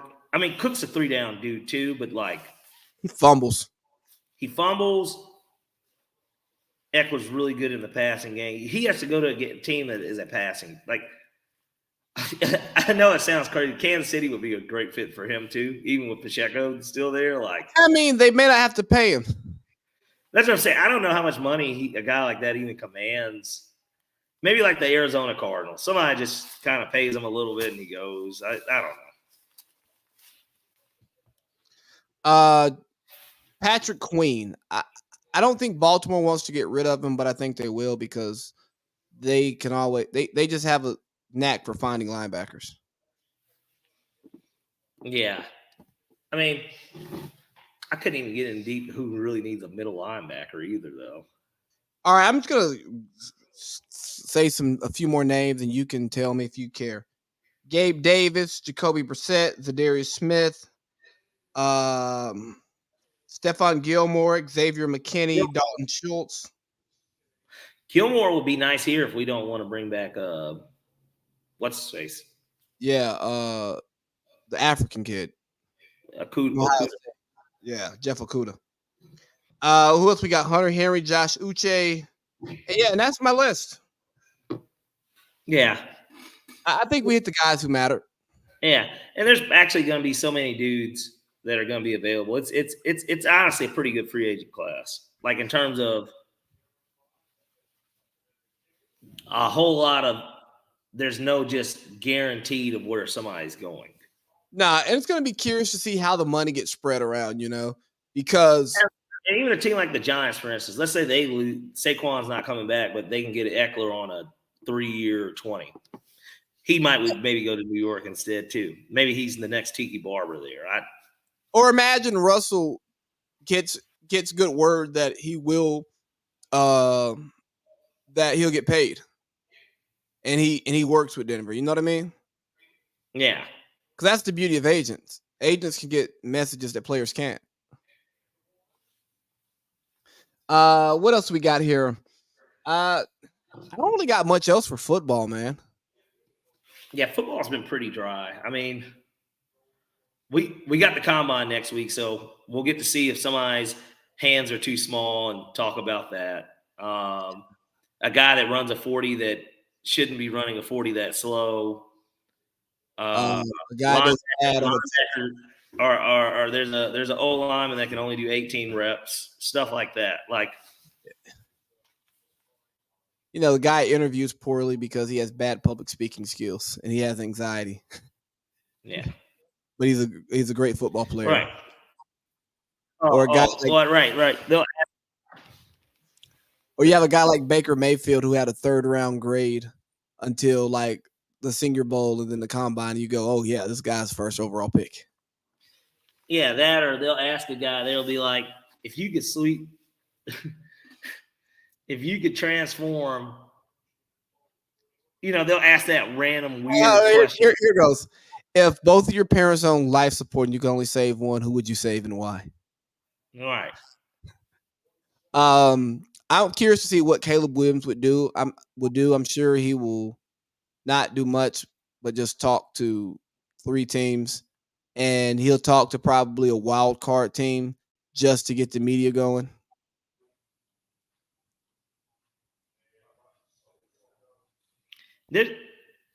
There's a lot of stuff that's going to be going on for the combine. Like last year, if I remember correctly, obviously I liked CJ Stroud. Like that's who I wanted us to get, especially after the national championship game. I was just like, oh man, so this dude can play. Like I was like, we need to get him. There were a lot of people that thought that too when they saw him out there. They're like, man, the Colts, he looked really good throwing the ball at Lucas Oil Field. Like he looked really good throwing the ball there. And he did in that basically division title game. But the crazy thing is, did you see the report that came out that agents are advising their quarterbacks against taking the cognitive test? Yeah. Because they don't mean scored so low. Yeah, and CJ scored low and he did great. Rookie of the year. Yeah. Was a top 10 MVP candidate. Yeah. His coach got shafted out of Coach of the Year. I think Stefanski deserved it. I wasn't mad at it, but I still think when you take a 2-win team to the playoffs, because Yeah, but Stefanski had like 5 quarterbacks and won 11 games. I mean, the only reason that they didn't win the division is because the best team in the NFL was in their division. In reality, we got to get Vince. and his star running back, the best player on the team, went down week 2. Fair. All right, man.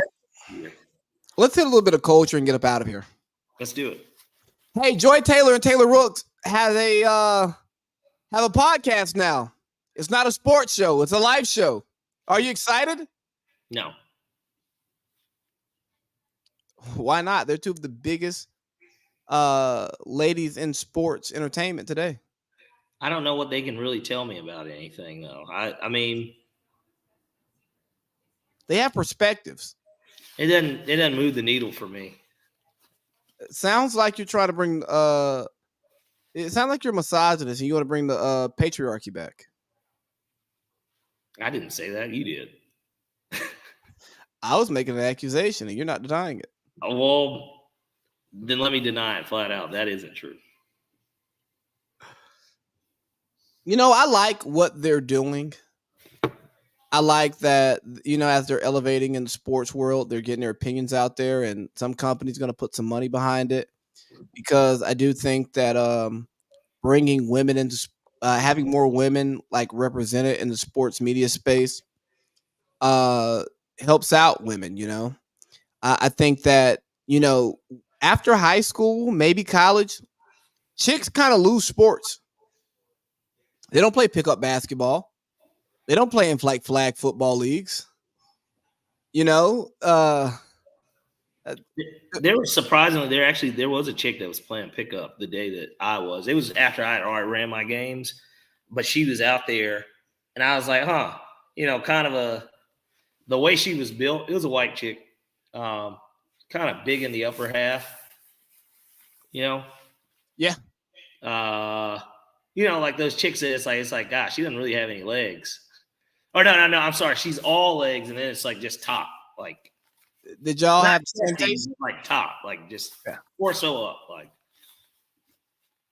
you know what I'm talking about too. Yeah. But she clearly ran center, like when she was in high school. Would you be more inclined if they started an OnlyFans? Yes.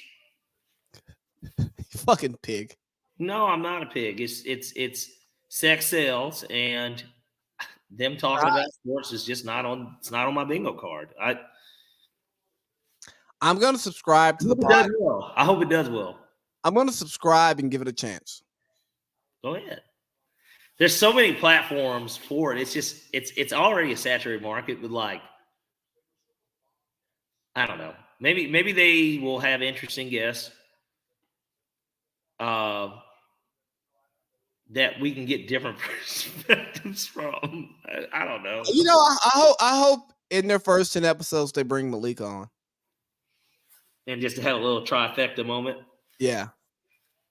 We're the 3 biggest women in sports. The 3 biggest women of color. Right, because there's still Jackie McMillan. Well, Jackie's retired. Is she? I mean, essentially, yeah. She's having fun now. J Mac. So yeah, that's not much of a topic. But I got something for you. Let's get a little Parlay Pete response out of this one. Mm-hmm. I'm looking for it. Blake over Kia, Jalen over Akai.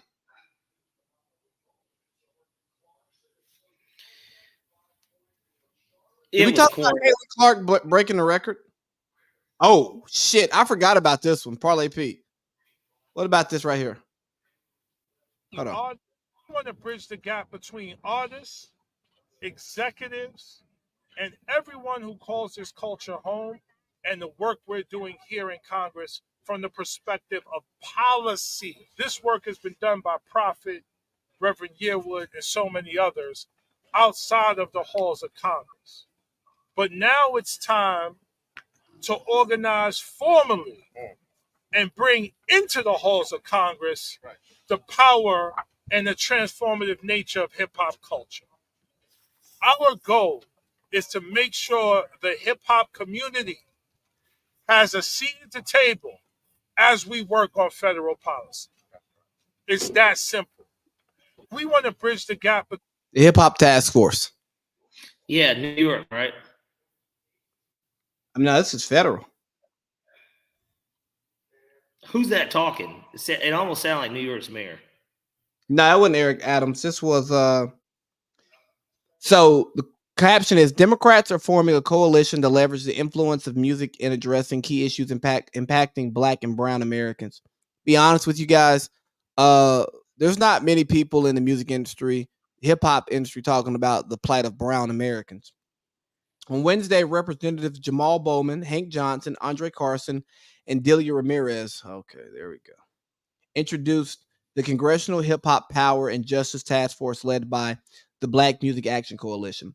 The task force plans to harness hip hop's messaging for a more equitable society, leading efforts to tackle economic equality, affordable housing, and racial justice imperatives. Black Music Action Coalition's mission is to work with business leaders and lawmakers to utilize the music industry's influence to impact federal policies that to I'm not reading anymore. It must be good to be in because that's what it sounds like to me. It just sounds like more people that are in already and them essentially saying we're giving them the ball more to have more power. Because we think actually we don't even think we know that they have so much influence over you guys. I mean, look at Beyonce. Streaming numbers for Black country artists are just going up. She's introducing you guys to new shit. She's culturing you, you swine. Like, bro, it is just a load of shit. Like, let's be honest. The hip hop artists aren't going to change their messaging, and their messaging is probably the most detrimental thing to Black culture that we have out here. Yeah. I mean, to me, it's up there with Jim Crow. It's up there with redlining. When you are making people, when you shit on having a 9 to 5, you got these night walkers talking about them. I don't want a 9 to 5, man. I want a boss. A man with a regular job can't handle me. LeBron has a 9 to 5, big dog. Now his 9 to 5 allows him to own other things, but his biggest source of annual income is his 9 to 5. Yeah. His 9 to 5 with the NBA and his 9 to 5 with Nike. You know, you have these lyrics that are telling women to get their bodies done because they're not pretty. You have these lyrics telling women to go out and just slut themselves out to make themselves feel better. And then tell a man to accept that because that's who she is. Right. But that's not what the man's into. You got this music telling guys to go out and commit crimes and follow a street code that real criminals don't even follow because once they got 40 years in their face, they're gonna tell, you know? You know? And it's just a crock. He's like, if you come back with some McDonald's, he's like, I might know something. He's like, oh yeah, Big Mac, fries, Coke. And he's like, yeah. And you're not even, if you want to have a hip hop coalition in Congress, how about you decide to change the nature of hip hop? How about you get Black ownership in an industry that is controlled by Black creatives? You know what I mean? Right. These hip hop artists don't own their masters. They don't own their rights. Their lawyers are in cahoots with their labels, who are in cahoots with the venues, who are in cahoots with the financiers, everybody's in cahoots. But the nigga that's making the money, technically, that's making them the money. But exactly. The artist is the last person on the food chain. Right. And so we're gonna get the person on that food chain. We're gonna get the person who doesn't control the money, who doesn't control the trends, but controls the people, and say, hey, we need y'all to affect legislation. Like, dog, have you listened to Meek Mill talk? Have you seen his tweets? Like Meek Mill would be like, "Hey man, can they listen to my music in Africa?" Meek Mill, you did a concert in Africa, but you're friends with billionaires. So I'm supposed to. These dumbass niggas are supposed to influence the legislation that affects communities that I care about. I don't listen to a fucking rap. I don't listen to a fucking rapper, man. I listen to him. On Apple Music. Man, I barely listen to him on that shit. Like, you know what I mean? Like, it took me about a week. My favorite artist is Kanye, which, by the way, Vultures is a pretty good album. But it took me over a week before I even gave that a full sit-down listen. You know what I mean? I don't give a fuck what these niggas really got to say, man. I don't either. And they're definitely not going to speak for... I don't want them speaking for me in something that matters. Yeah. It just is more propaganda. All right, let me see what else we got here while we're here. I think we can knock these out pretty quickly. Here we go. No. We'll keep it on the black community. Keep it on the black community. Let's see. What do we got here? Where's Killer Mike's fat ass? Golly, man. This is the audio broadcast, isn't it? Here we go. Child support. I think the solution is this, and I'm out your way. 2 years. Young woman gets pregnant as a teenager, young man and woman get pregnant. This is the 2-year plan. First 2 years are debt free. You don't have to pay the government anything back. So she doesn't get to drag him into court and the court doesn't say you owe us money for investing in your child through food programs, through early Head Start programs. Because in those 2 years, the boy has the option, or not an option, he has the demand of the co-man to then go to a trade school. Or the military. You have to go to a trade school, which incentivizes the United States to do it because we need more tradespeople. We don't have enough carpenters. We don't have enough electricians. We don't have enough people building roads. In my community, the girls are going to college and graduating. They have no men to marry because the boys are not going to college in the same way. My teachers were married to a trade. My teacher, who we call doctor, her husband owned a locksmith company. Her husband was a carpenter, was a mechanic. So they had a good life. Their kids went to school, right, the same schools we went to. I think that the incentive to solving the child support problem and a part of solving our infrastructure problem is to incentivize young boys who have gotten a girl pregnant. You must now go through 2 years of trade school. Oh, wait a minute. So, okay, I like what you're saying. Okay, go ahead. After that boy graduates, you get a further incentive if you and the girl marry. If you and the girl marry, we'll give you these incentives: zero finance home loans, something out of HUD besides an apartment with a leaky faucet and rats and roaches in it, but incentivize marriage, which then strengthens our community, the black community, and strengthens the greater community, because now you have more American marriages, you have people with stronger financial stability, and you have trained people married to women of education, and you begin to recreate communities like what Auburn Avenue was, what Edgewood was. I believe you can do this from the executive order because the money that funnels down from the feds through the states to help mothers, then it can be attached. Well, we're not only helping mothers, we're helping fathers too. If a boy gets a woman pregnant, not only does she receive TANF, I see your face, right? Good idea. If a woman receives TANF, she receives good, the boy now has a must. You're federally required now to go to trade school. And in those 2 years, what you put out on the other side is a person who's trained, a person who has incentive to marry, and a person who has the child support. Major Parlay commented on that and said that has our community's interest. That's best for our community's interest, but not the government's. I don't think you can keep the prisons full with that one, Killer Mike. It wouldn't, and more importantly, he's speaking in theory, obviously, but like at the same time, we have to do something that's realistic. And is that realistic? Do you think, do you realistically think that that's something that would get passed? No. I mean, he was pushing it as an executive order, but at best, it lasts 8 years. Because if Congress doesn't put it on paper, it can't stand the test of time.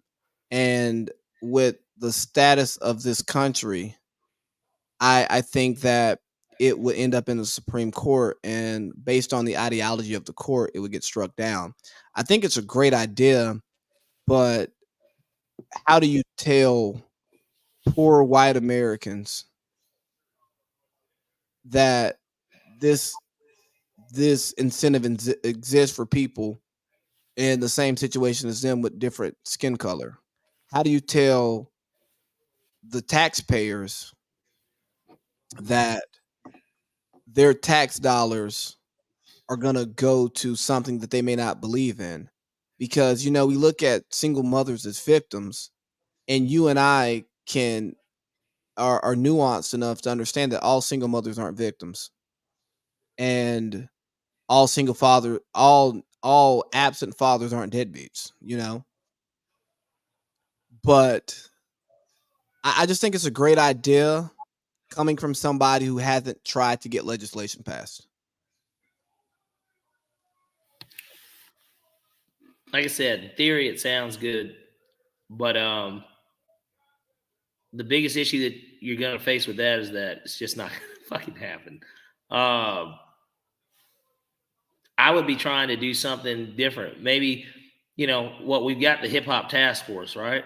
That's definitely coming into play. Yeah. If they've got such great influence, why don't they make Killer Mike the head of it? And why didn't he just preach this to black people? Why does it have to get put in the law? Why can't we just do better? And everybody, why not get more guys just into trade school? Why don't we just do that? Why don't they get up? Yeah. Why do I have to be a unwed parent to be incentivized to go to trade school? Why can't we create incentives for trade school, right? Why don't we make it more? Why don't we promote it more? And just like Killer Mike's got barbershops, cutting hair is a trade. Why don't we promote more of, hey, it's Killer Mike. I've got a bunch of basically celeb barbers that I'm cool with, or maybe not even celeb barbers, like good barbers, just good barbers that don't mind giving back to their community. We're going to be having, for one weekend, Friday and Saturday, one to this, we're going to begin to teach young men that want to learn how to do this. It's going to be free for this aspect. You can't get your barber's license in 2 days. I understand that. But we're going to have a workshop to where we do this. You get in the door. If you come and we can tell you're into it, you learn whatever, discounted price in order to get it. There's other ways of doing it, I guess. And that's just for being a barber, right? And I'm just saying that specifically with him because he owns a barbershop. He owns barbershops. And so then it's a trade. So I'm just tired. Our resources better in general. I'm tired of the black community asking. I'm tired of the black community asking the government to fix our problems. Hey, Killer Mike, you just won a Grammy. I'm sure you were at a party with an exclusive bunch of people. Why don't you take these same ideas to those rich people and say, hey, let's invest our money into these projects, right? Let's get these kids through school and have them work at our trade shops. You know what I mean? Hey, big dog, you can't own this community shop. You can't own this locksmith shop, but Killer Mike, the Dungeon family owns it, right? Or Jay owns one. He starts a construction company, puts the kids through school, and then for his commercial properties, his residential properties, let them while they're in high school. How about we make this the internship? Exactly. Why don't we go into our communities where a lot of our kids are in high school getting these bullshit college prep degree diplomas, knowing they're not going to go to college. They can't afford college. They don't have the means. They don't have the desire. They don't know which direction they're going. And have these young men go through trade programs through high school. Like I went through a high school that had trade programs. You could start your welding search. You could start, like, we had girls graduating as CNAs, or students graduating as CNAs. We had a cosmetology department where you could go in there, you could get your hours on doing hair, doing nails. We had a food services department where you could get your hours in culinary arts and stuff, right? Why not put these programs where the kids are? So we get to them before they have the kid. Because you know what? When you are career oriented and you're pushing towards a career in a different life, you're way more sexually responsible more times than not. Like, let's not get them when they're already in the bad situation. Let's try to avoid the bad situation. Like, let's be proactive, not reactive. And let's stop asking the government to fix our fucking problems, Black America. Yeah. Let's, as a Black community, fix our own problems. You want to bring back Edgewood? You want to bring back Auburn Ave? Well, do it. Do what Mike Epps did. Buy back the block. Yeah. Stop telling somebody else to spend their money to fix your problems. Yeah. Now, do I think the government should do more to help disenfranchise people? Absolutely. Do I think the government should do more specifically to help Black people, especially African descendants of slaves? Absolutely. But you know what, Parlay Pete? We've all been interested in a girl who told us no. And at some point, we had to go somewhere else to find what we wanted in female companionship. Yeah, and then more importantly, everybody wants to marry Rihanna, right? Like, right? Theoretically, everybody wants to marry Rihanna. Hey, not everybody's gonna marry Rihanna. No. So not everybody's gonna make it. Right? Like we can try and save as many people as possible, but it's just like a reverend trying to get everybody to be saved at the end of church, offering for everybody to come up. It's not meant for everybody. Everybody can't be saved either. Like these issues in our communities are going to still exist no matter what. Can we cut down on it? For sure. There's definitely a couple people, each one teach one, reach one, teach one. It can slowly be changed for the better, and we can do better. But the reality of it is that there's no system that will be put in place that's going to end up benefiting everyone. It just won't happen that way. It's just not the way it works. And so we have to ask ourselves, is this worth the money of even trying to do it too? Like, is it even, that's another thing. Well, what's the budget? Like, you know what I mean? Like, where's the money coming from? Are we taxing more of that community? Like, how does that come from? Who's funding this thing? Because my thing is, don't tell Warren Buffett to rebuild the Black community if Jay-Z's not going to do it. Yeah. Warren Buffett, what he does, he's not asking for your money for him to be successful. Jay-Z and Beyonce want you to buy an album, go to a concert. Yeah. Drink a bottle of liquor. Yeah. Buy this product that I'm endorsing. Why are you asking poor people, lower middle class people, to spend money that they don't have to feel their fandom? But then you say, oh, well, shit, I passed out turkeys in the hood. You know why you passed out turkeys? Because you were selling crack to everybody who needs them. We call that a 2-for-1. Yeah, bro, it's just so annoying. And then we need to focus on trades. But you know what else we need? We need more white collar Black men fucking going to college and getting degrees. I'm not saying the women can't and the women shouldn't. Shout out to the women leading the way, buying houses, striving in their professions. But you know another sad thing about that, about a lot of these women who are doing well professionally and financially? They ain't happy at home.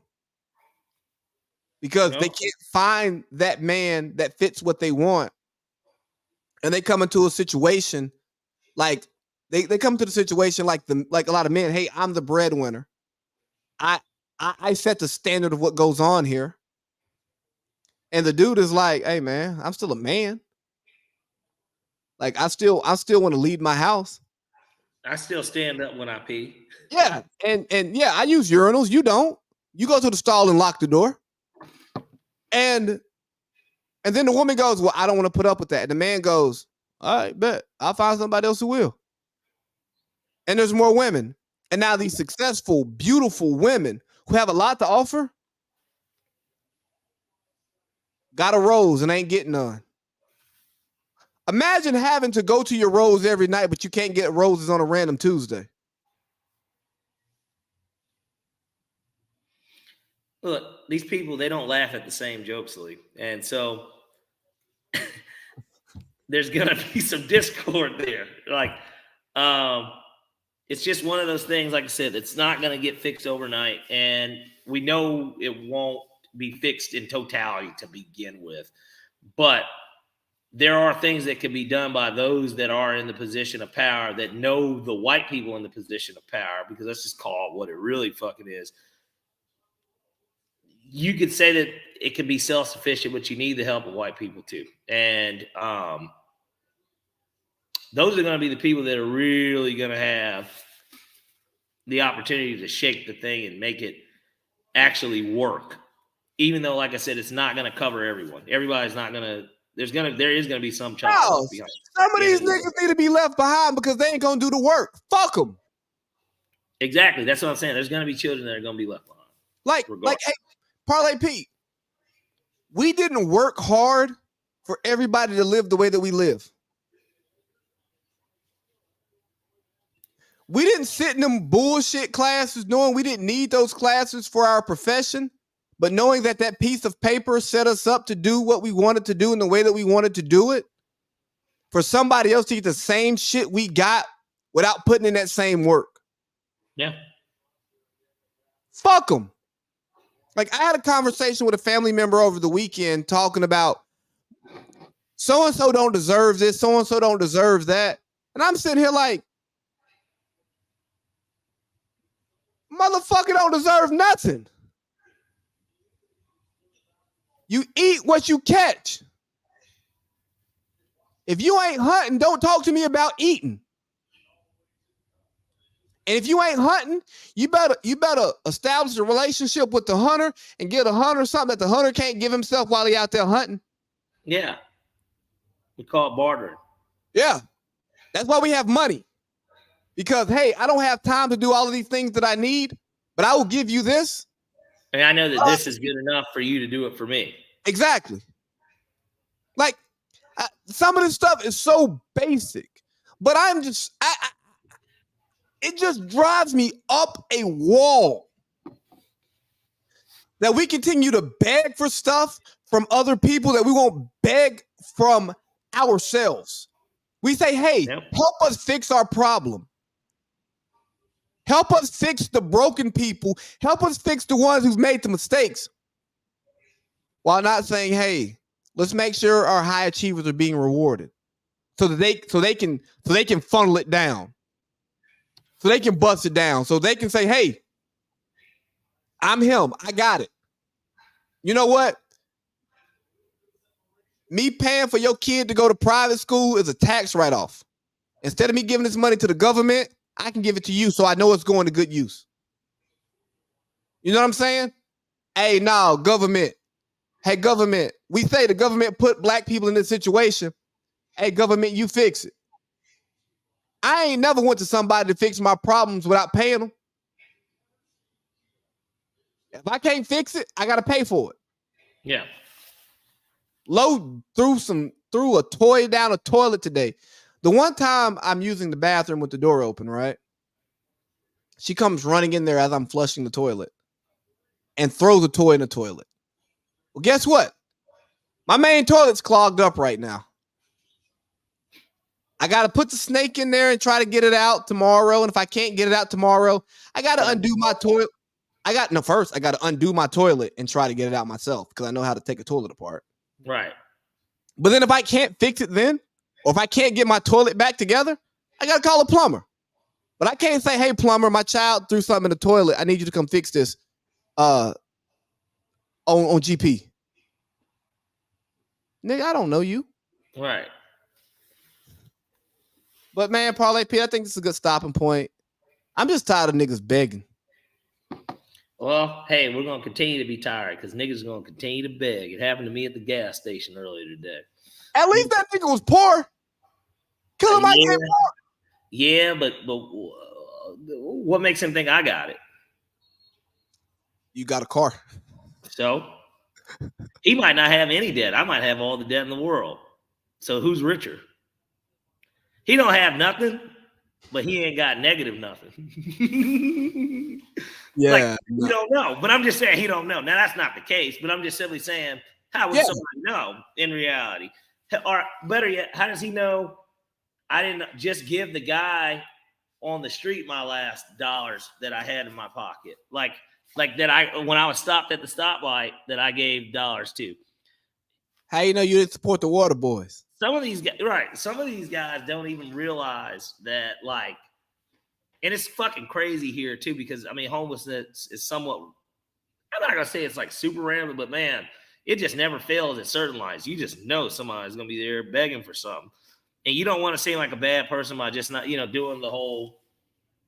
But it is what it is. So you continue to be tired of begging because I am too, but it's gonna be fucking happening, baby. Yeah, nah, you can't too much ask me for money. Let me shut up. But yeah, nah, dog. Like I'm just tired of the begging, and I just think that as Black people, we have to take ownership of our issues and take ownership of fixing them, no matter who put us in the situation. Right. Like, I can't give my wife access to my bank account.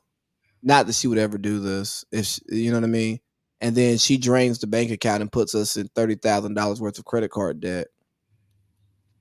And then say, "Hey, man, government, I need a bailout because my wife drained me." Right. Not in a good way. I can't ask for that. I have to take it on my own to figure out how we get out of this hole. Do we cut the budget? Do we sell something?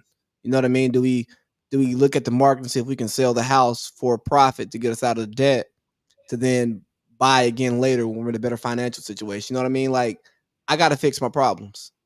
You can't. Right. You may be able to help me if you want to, but you can't be my main source of resolution. Well, Parlay Pete, I've got to wake up at 5 something. It's already 2. Well, we're gonna call it a show then. Yeah, man, this was fun. Hey, real quick, here's what I think we should do. Since we're gonna actually start cutting down the shows because it's about to get slow out here. Yeah. I think we should take a good 30, 45 to just do creative conversation on developing the show. Let's do it. Yeah. All right. I'll talk to you in the locker room tomorrow. How's that say? You take care and you get some rest. Yeah, man. All right, brother. Till next time. Yep. Say take care, people.